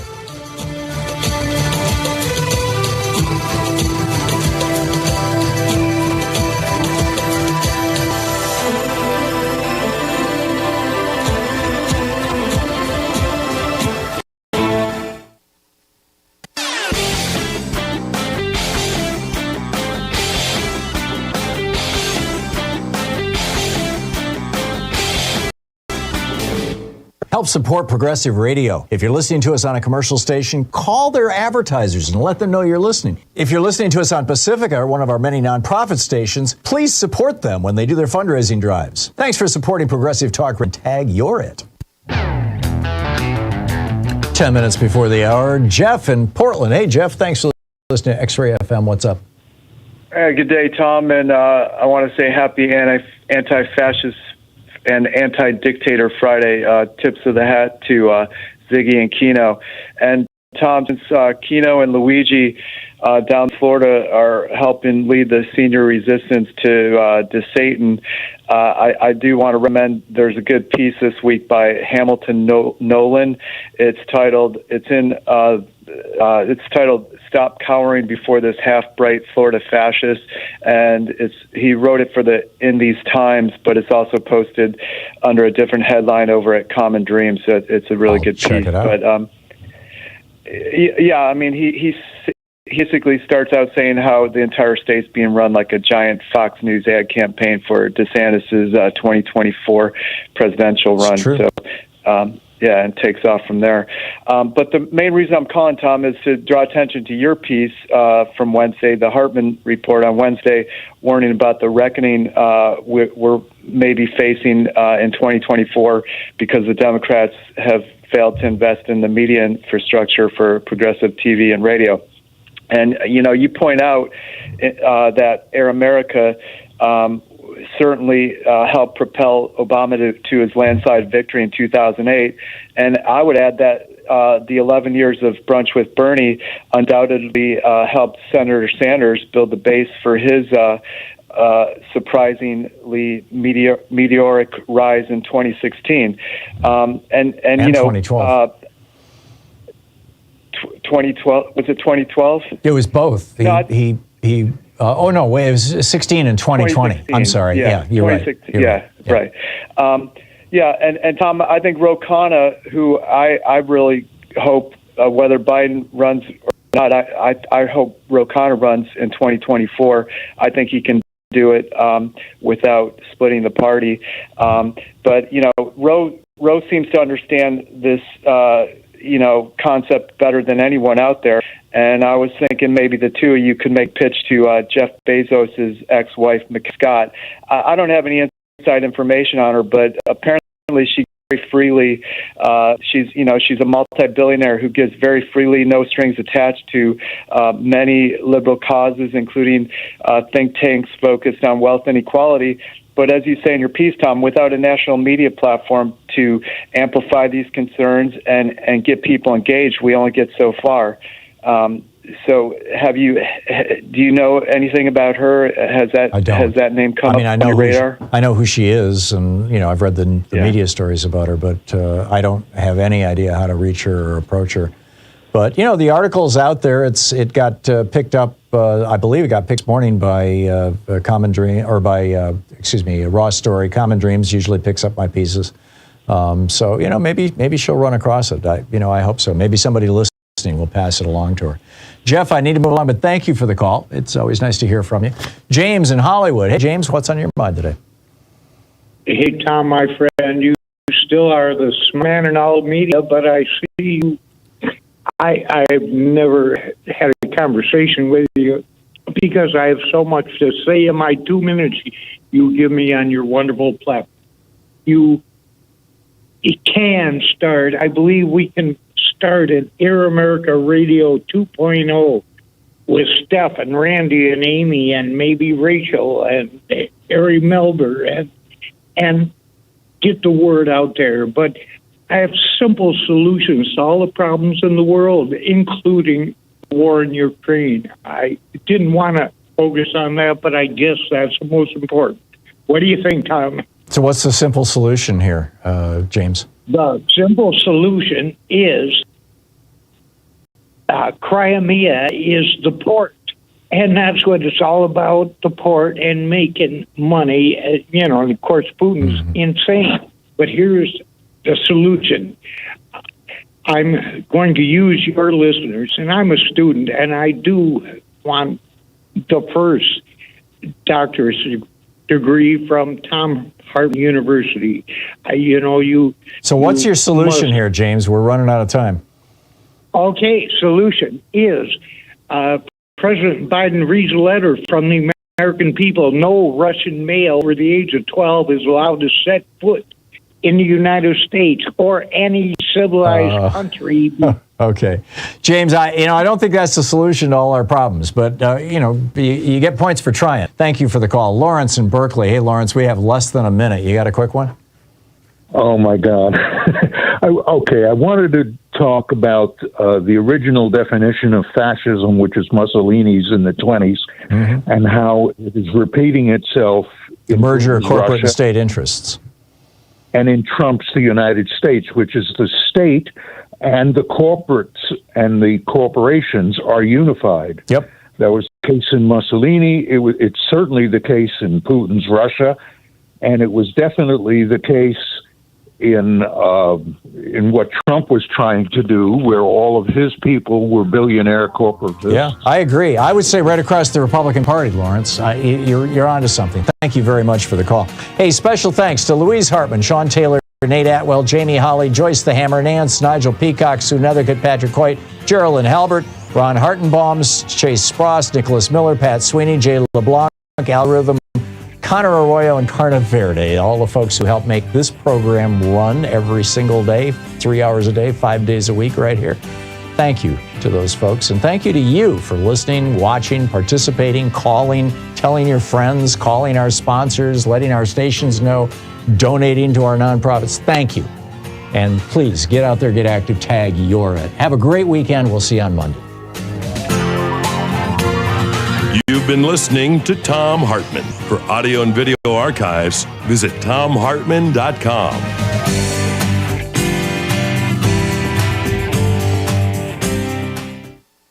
In addition to bringing you the Thom Hartmann program here on Free Speech TV and Video Media Online, we also have a whole lot of ways you can interact with us and tools you can use to spread the word about the importance of democracy and the threats to it in our republic. First, there's your daily homework.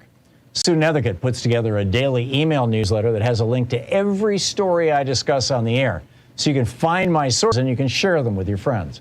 It's free and you can sign up at thomhartmann.com. Second, I publish my daily take every day over at the hartmannreport.com website. That's also free if you want the daily 5 days a week rant in your inbox. No ads either. Third, we have the podcasts. There's the free 1-hour version of our daily show that's advertising supported. You can find that wherever you get your podcasts normally. And then there's also the podcast of the entire 3-hour show with no advertisements, and that's available by subscription over at thomhartmann.com. So check out at thomhartmann.com and hartmannreport.com.